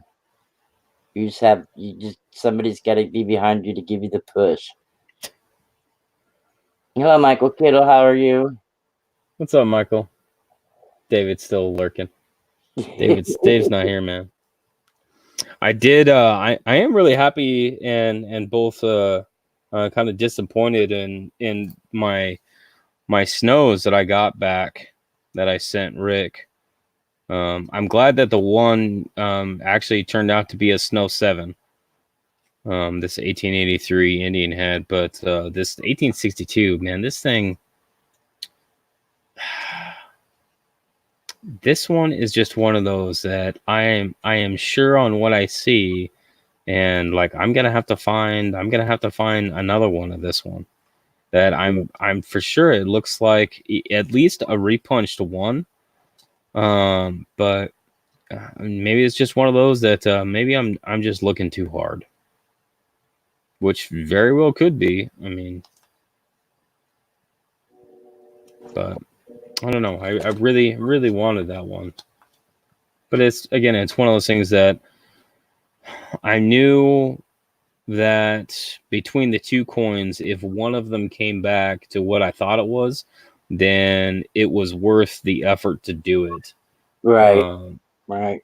but at that point I had exhausted, every single reference on everything that I could possibly come up with, including having other people.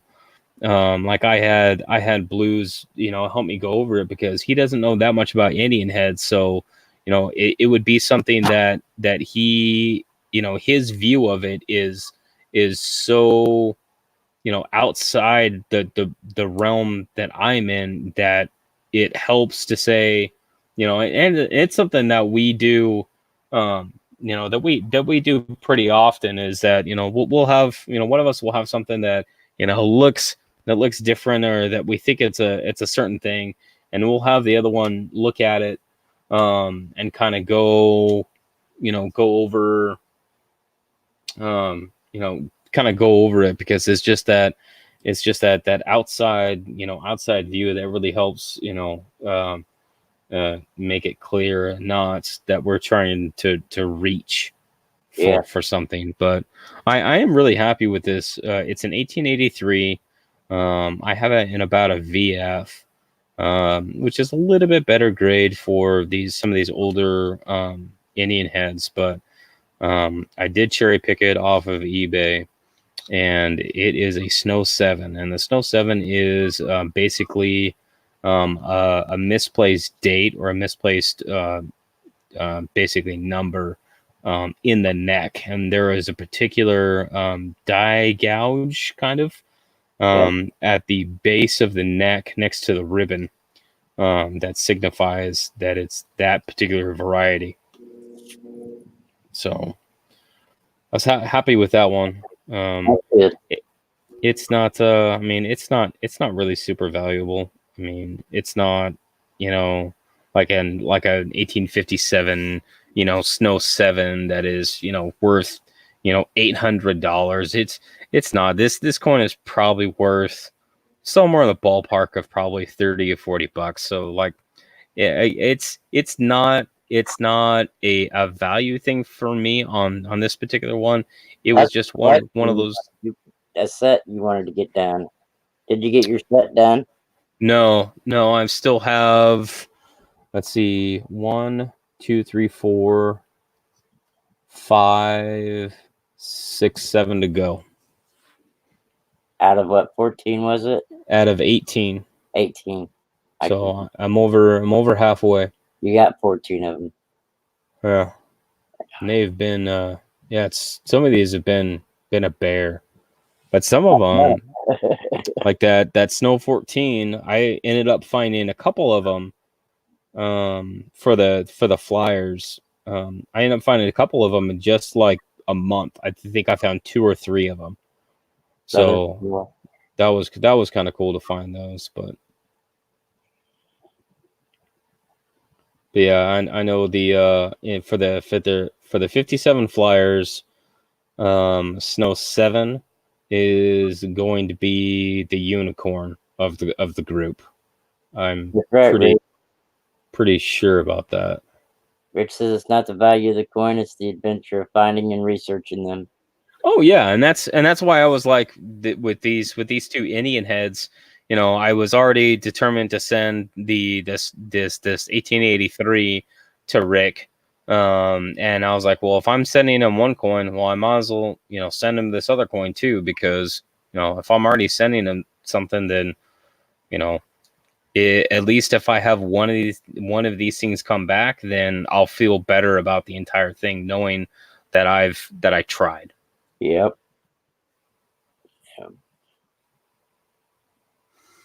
All right. Well, I appreciate all your help and thanks for the advice. And I gotta make it right with the one girl before I can do anything with Red. Okay. I'm like Rich, gotta take care of my karma. Right. Thanks.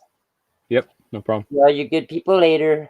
I'll stay in your chat and let your stream run, but I gotta get some sleep for the auction tomorrow. Okay. Whoops, wrong thing. X.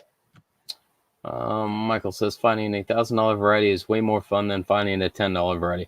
Yeah, that is absolutely true. That it's a lot more fun to find a big dollar variety, just because I mean it's the effort, kind of the effort to pay off of it, that like we all know, if we found a doing circulated coins, and we found a 1969S double to die, or a 1914D, or a 1931S, or a 1909 SVDB, we all know those to be valuable coins. And knowing that we bought that coin for 1 cent and it's worth 100 times that, or almost 1,000 times that, is a huge adrenaline rush. But a lot of the stuff that I look for is I like to find stuff that has references, so that it's just the fact that I can confirm, yes, this is what I found, or this is what I'm looking at, and this is what I found. The ones that really bother me is like this 1862 Indian head, and then I have an 1857 flyer, and these two coins just baffle me, and I hate it. I hate not knowing, not being able to black and white confirm what I think it is. And like I really struggle with these two coins, because like this 1862, I sat on this thing for probably about 3 weeks, looking over it and trying to determine, okay, if this is what I think it is, how can I prove it? Because that's one of the biggest things, is that I have to be able to prove it, to tell myself or anybody else, that this is what I'm looking at. On that 1857, the one that I think I know what it is, it probably is nothing, but the one that I think it is that I think it's actually the Snow 7. The problem is that the surface is so corroded that it's not clear, and like that would be one of those things that, like, I'm actually scared to send that in, for it to be attributed, only because that I know 9 out of 10 that it would come back as not what I think it is. But I'm doing pictures, and I'm doing overlays, and I've been working on that one for probably, I don't know, 3 months, and I don't want to give up on it, because if it is what I think it is, then one, it would be another one of my set that would be able to complete.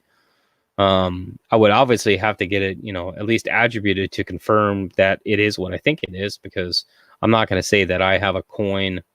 I'm not going to say that I have a coin without identifying it. But I don't feel spending, I don't know, $30 to send in a $4 coin is worth it. But stop thinking so hard and just send it in. Yeah, I mean that's the easy way, but that's just not how I think, because anything that I'm going to send in, then I want to make sure that I've done all of the all of the effort and the research to at least at for everything that I can do, um, that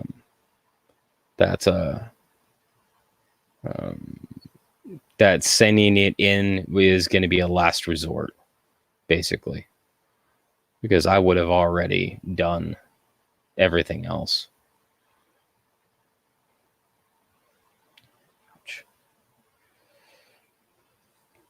So on how much money is 3 months of researching worth? That's a good question. It's hard to put a number on that, but for me, honestly, like it doesn't, like if it's just me like messing around with pictures, then like that's not really a lot of effort. But I don't know. I'm not at a level where I feel it's worth it to me yet. Just I think that some of that is probably just because I don't want the disappointment is probably where it's leaning towards, is that I would rather have like an 80% chance of it being what I think it is versus like a 10% chance. And that's just that's just my personal feeling towards it, is that I am more okay with not knowing exactly what it is versus having the disappointment knowing that I thought it was this big thing and it wasn't, because then I would feel like that I didn't put enough effort into into researching it. I don't need to toughen up. I'm plenty not tough.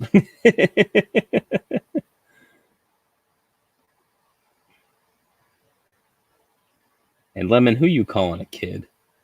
Ain't no kid around here. Throw it in the drawer and get on the next one. I have. It's in the drawer.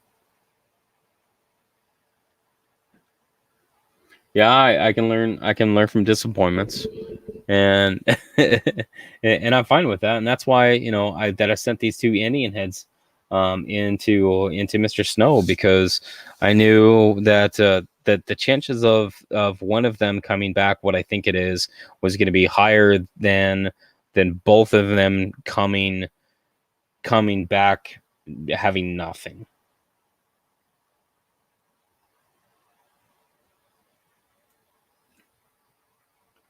So I think that's just one of those things that I kind of have to make sure that I justify it to myself, and that's just how I operate. I want to make sure that anything that I am presenting as a coin is everything that I say it is, and not that I'm guessing about it, because I like things to be black and white. That's as far as, that's why I was talking about values tonight. All of that stuff is, if there was a way to make it less extrapolating and like finding averages and like all this stuff, let's just have like just a solid black and white number for whatever X coin is. But it's just there's too many variables that exist to be able to do that. It would be really nice. It would be really nice for for everything to have been identified, and to be able to do a black and white value number for any given coin based off of whatever information. All right, David, thanks for coming by, man. Have a good night, sir. So it's those kinds of things that I think about, thinking kind of big picture. It would be boring if it was all predictable. I mean, yes, but no. And really, going back to the conversation that we were having earlier, is it would be boring to us because we are not level ones. And I would agree with that statement. It would be level ones. Or it would be boring for us because we are not level ones. If we were level ones, any information that we can get out of it, like the 3 questions that are asked: what is this coin, what is it worth, and where can I get my money? Those 3 are the drivers of really any level 1 coin enthusiast. I only get up for a challenge. Yeah. And and there are some people that are level 2 collectors. I would probably consider myself a level 2 collector, which I would kind of define as somebody who knows a lot, knows information about the coining processes, and knows about about coins. A level 3 enthusiast or collector would probably be like Lemon. I would consider you a level 3, just because there are so many more finer points that about coins, more than I would know. But I'm getting there. I mean, and that's why I do the the videos about the commemorative coins, about these snow varieties, and like all this stuff. That there's reasons why I do that, is because I learn by putting those together. I learn so much more, and if I can put that informational stuff out, then I can only hope that somebody else learns something from that too. Coin Junkie, any new creations with your 3D printer? No, not really. The latest things that I have, well, kind of. The latest things that I have are the UK shields. Let me turn my camera on here and I'll show you. So, are the UK shields, which is like this one right here, for the UK coins. That's one of my newer ones. There's that. There is one that I'm working on. This is a rough version of it. There's a bunch of stuff that I'm going to change on it though.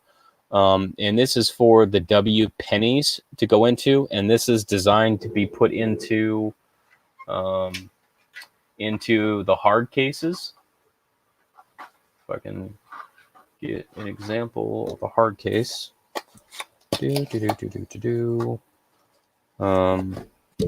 So like these. So I take the foam out and I put that in, so that you could have the 3 W's. What is it? The proof, the reverse proof, and the I can't remember what it is. I don't like that W. That W doesn't work for me.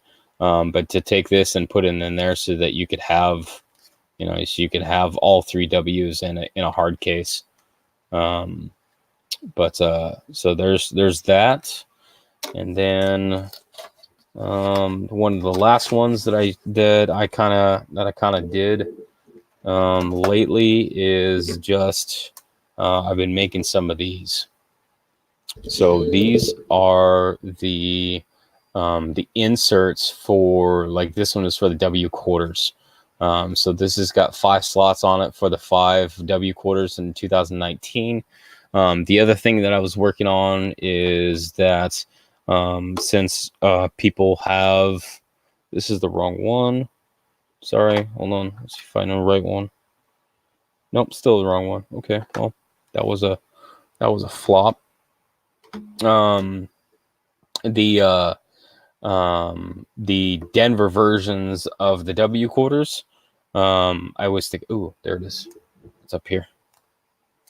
There she is, right there. So this is one of the low quarters, but it's a W. I'm sorry, it's not a W. It's a Denver, and it's not going to show because freaking worthless. Magic. Point it towards the light, so we can say, "Hey, I'm a thing. Look at me." Anyway, you get the point. It's not a W, but it's a Denver. So if you had a set of all of the W's and then all of the Denver, this would be a D, and you could get all of the Denvers. This could be the letter P, or even the letter S for some of the S uncirculated, for the same thing. So this goes in there just like that. So I made some of these inserts. These go into specific cases. They have this little notch, but I have other ones that I'm working on that go into these cases that the proof sets come into, like that. I have them designed to go into here, so that it would basically, pretty much look like that. So it's not really new. I kind of fine tuned. That's the word I'm looking for. Fine tuned the overall design and making sure that the quarters fit and everything. But that's what I've had on my plate. So if you are looking for those, I can make those. That's really what I've been working on there, Conjunky. I'm working on some very specific holders. I don't know how they're gonna turn out yet, though. So I'm not gonna talk about those because those are completely different. But yeah, no, it's no, I still do things a little bit slower than what I've done in the past, but that's just because life and I'm getting caught up from life. So it's it's not really top secret. I don't know if that project is going to be a green light. So I don't usually like to talk about stuff if it's not going to be a thing. But basically, it is the concept of it is custom holders, which is nothing new. But custom holders for either quarters or pennies for these. So life is a butthead some days, yeah.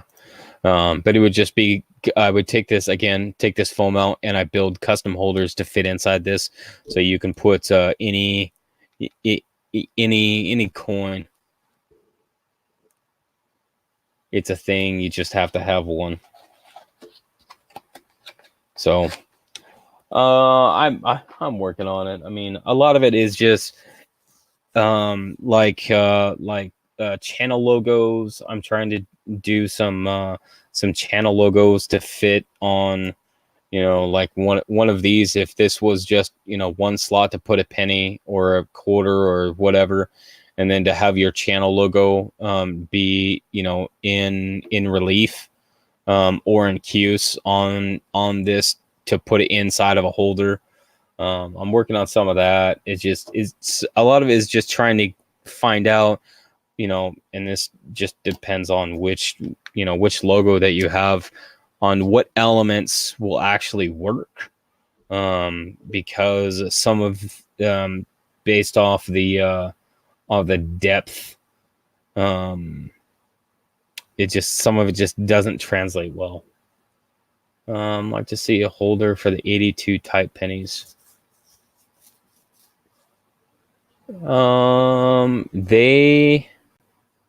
They have them. They have the 82, the 7 variety sets that come in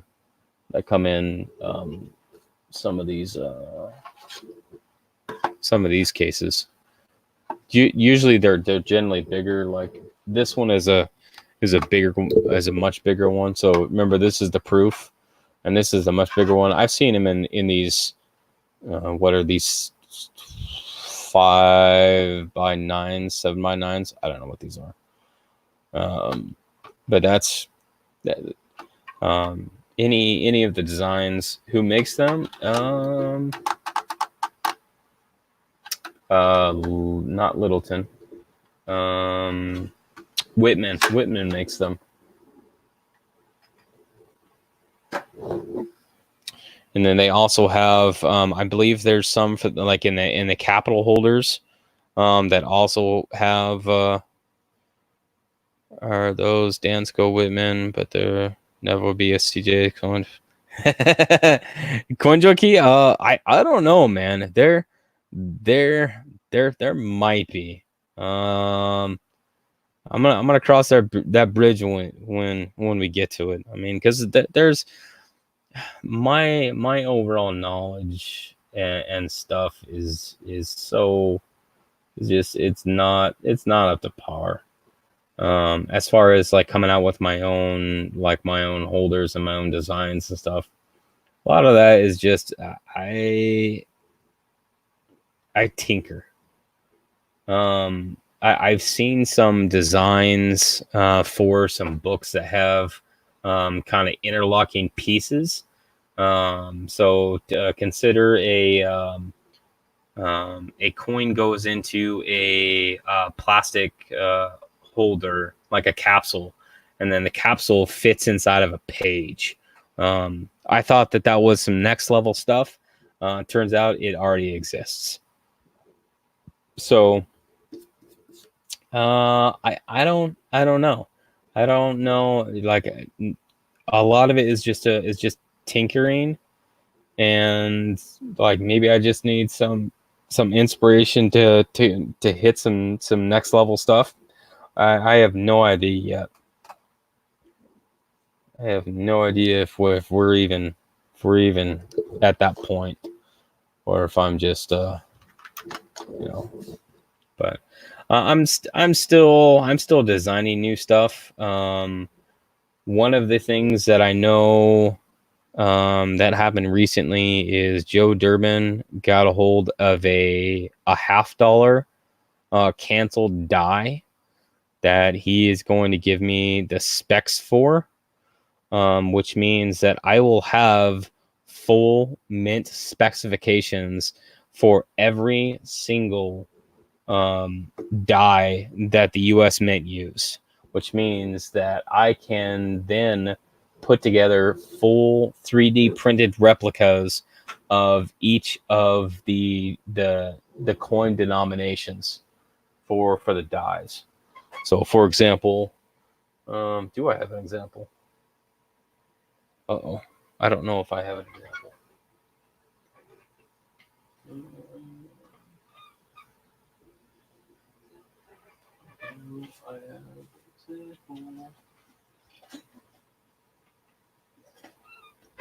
Okay, I do have an example. Is that legal? Yes, it is legal because I am 3D printing it. So this is actually a replica of a penny die, and it does not have a design on it. And this is just a replica. But this die, it's 3D printed, and this is the exact specifications that the U.S. Mint used to strike penny coins or cent coins. And so I have the specifications for every single denomination from penny to dollar, with the exception of the $50. That is the one that I've been missing for so long. I've been looking for one to purchase for about a year and a half. So once I get the specifications, I will build the 3D aspect of it, and then what I will do is I can put together like teaching sets of dies. So if anybody wants to do like teach about how dies are made and how they're used to strike coins, I will have full sets available of any denomination. So I think that's really cool, and I can't wait to get those specs, because then I will have a complete set. And the other thing that I can do is that I can actually serialize these. So if you wanted specific serial numbers, just like on what a mint die would look like, I can do that too. But do you have a Lemonhead penny? No, I don't have a Lemonhead penny. I have a Lemonhead penny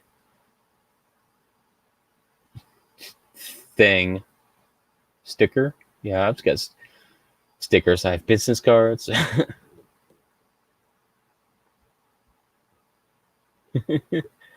A die would be cool, or even a better die with a variety air on it. Yeah, and so with these dies, there's so many other things that we can do with them. Like I made a set that showed what a blank one of these would look like, and it has the cone on the top, and then the next step is creating the hub, and then the next step of creating the die. Like I have, and I still have all those specifications, or those 3D models saved, so that I can print those out. And those are really neat, because then you can see how it steps from one step to the next, down to where you have the step right before this, because they call this a machined die, where they take like the big round, basically steel rod from where they have the design on it, and then they machine all of this other stuff away. And then you could take that, and like if I cut out like a little chunk out of, say, the side here, well, that would be basically what they call a cud, which is a piece of the edge of the die that has actually broken away. And that shows up as an extra chunk of metal on the rim on a coin. That's because that die, that piece that broke away, that's no longer there to kind of create that flat field. That's why you have that big chunk of metal there. But there's lots of other different things that we could do with something like this. We can make doubled dies, and we can show, how the die face is actually altered on the doubling between the hubbings, and most, if not all, of the classes of doubled dies, all the way from rotation to pivoting, to distended hubs. Like there's so much more that we could do when we have a physical example of the processes that we are talking about. So that's just one of the things that I would like to get when I have a full set. Plastic pennies. Kind of like your business cards, Lemon. Kind of like those, but only in pennies. That would be kind of cool. Actually, that would be a really good project for me, because I had someone else ask me about making some, like, 3D printing some coins, with obviously a custom design. The only problem with of something like that would be the design, because when we're talking about having coins having level of detail and small typeface, then with the line width that I am working with on this nozzle size, some of it just doesn't work. So there would be a lot of things that you could not do, just because of the level of detail. You want a prototype by Monday? Please. Whatever. You're not the boss of me. Oh, it's all good though. But there's other stuff that I would like to do. I really enjoyed the UK shield design. I would like to finish doing to figure out how I'm going to finish doing the flag that is supposed to go with. I have no idea how I'm going to do it. If I'm going to print it in 3 different parts, or if I'm going to print it all in one color and then paint the other ones. I don't know what I'm going to do. I don't know what would look better though. I think that's my biggest thing.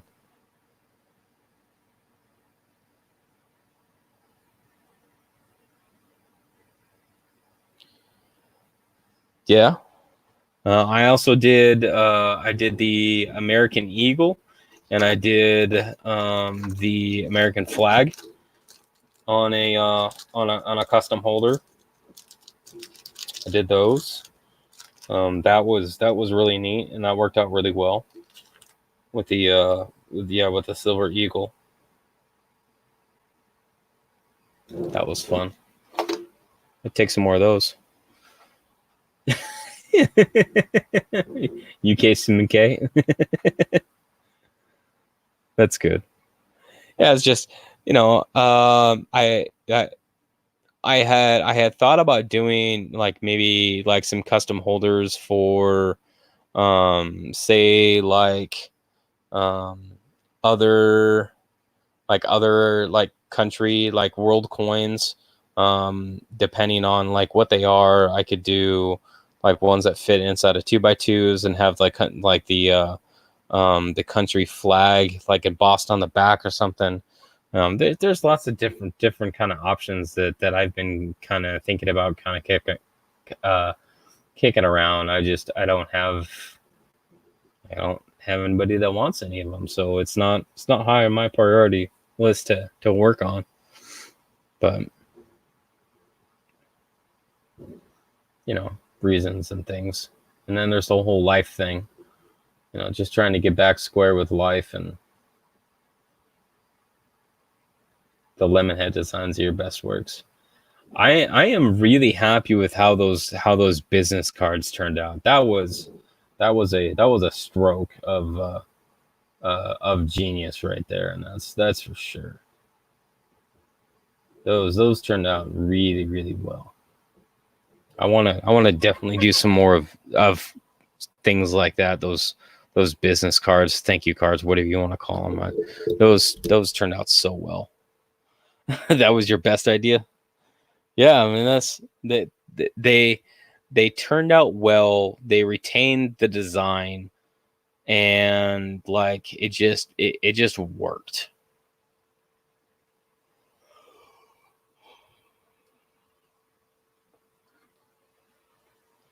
You need more of them. Have you already gone through all the ones that I did for you?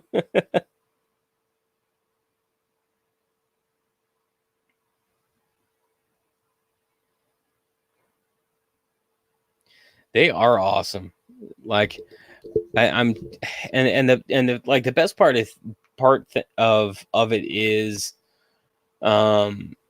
that format can be used for a bunch of other things. Just what's next on that docket to be done.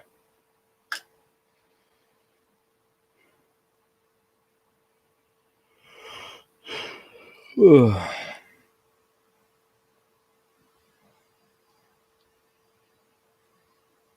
starting to fall out.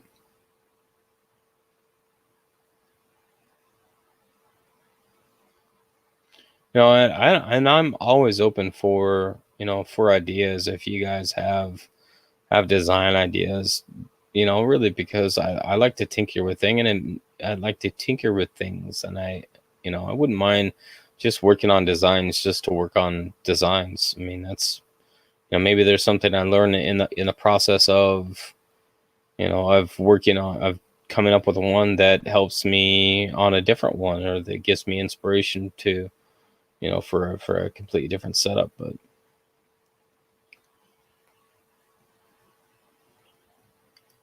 Oh.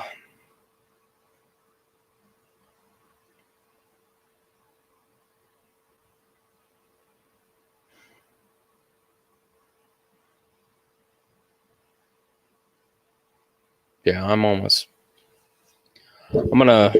gonna go ahead and call it, guys. It's almost at 3 hours, and I'm falling out pretty hard right now. But I want to thank you guys for coming in and hanging out with me. Thank you to Frank for coming up. Thank you for everybody coming in and talking. I appreciate it. I'm glad you got to see me. Absolutely, Lemon. That's always good to see you, man. Thanks, everybody. I really appreciate it. If you have any questions or comments, go ahead and email me at cjscoincrafts@gmail.com. And I will catch you guys around the tube. And have a good night. Thanks for stopping by.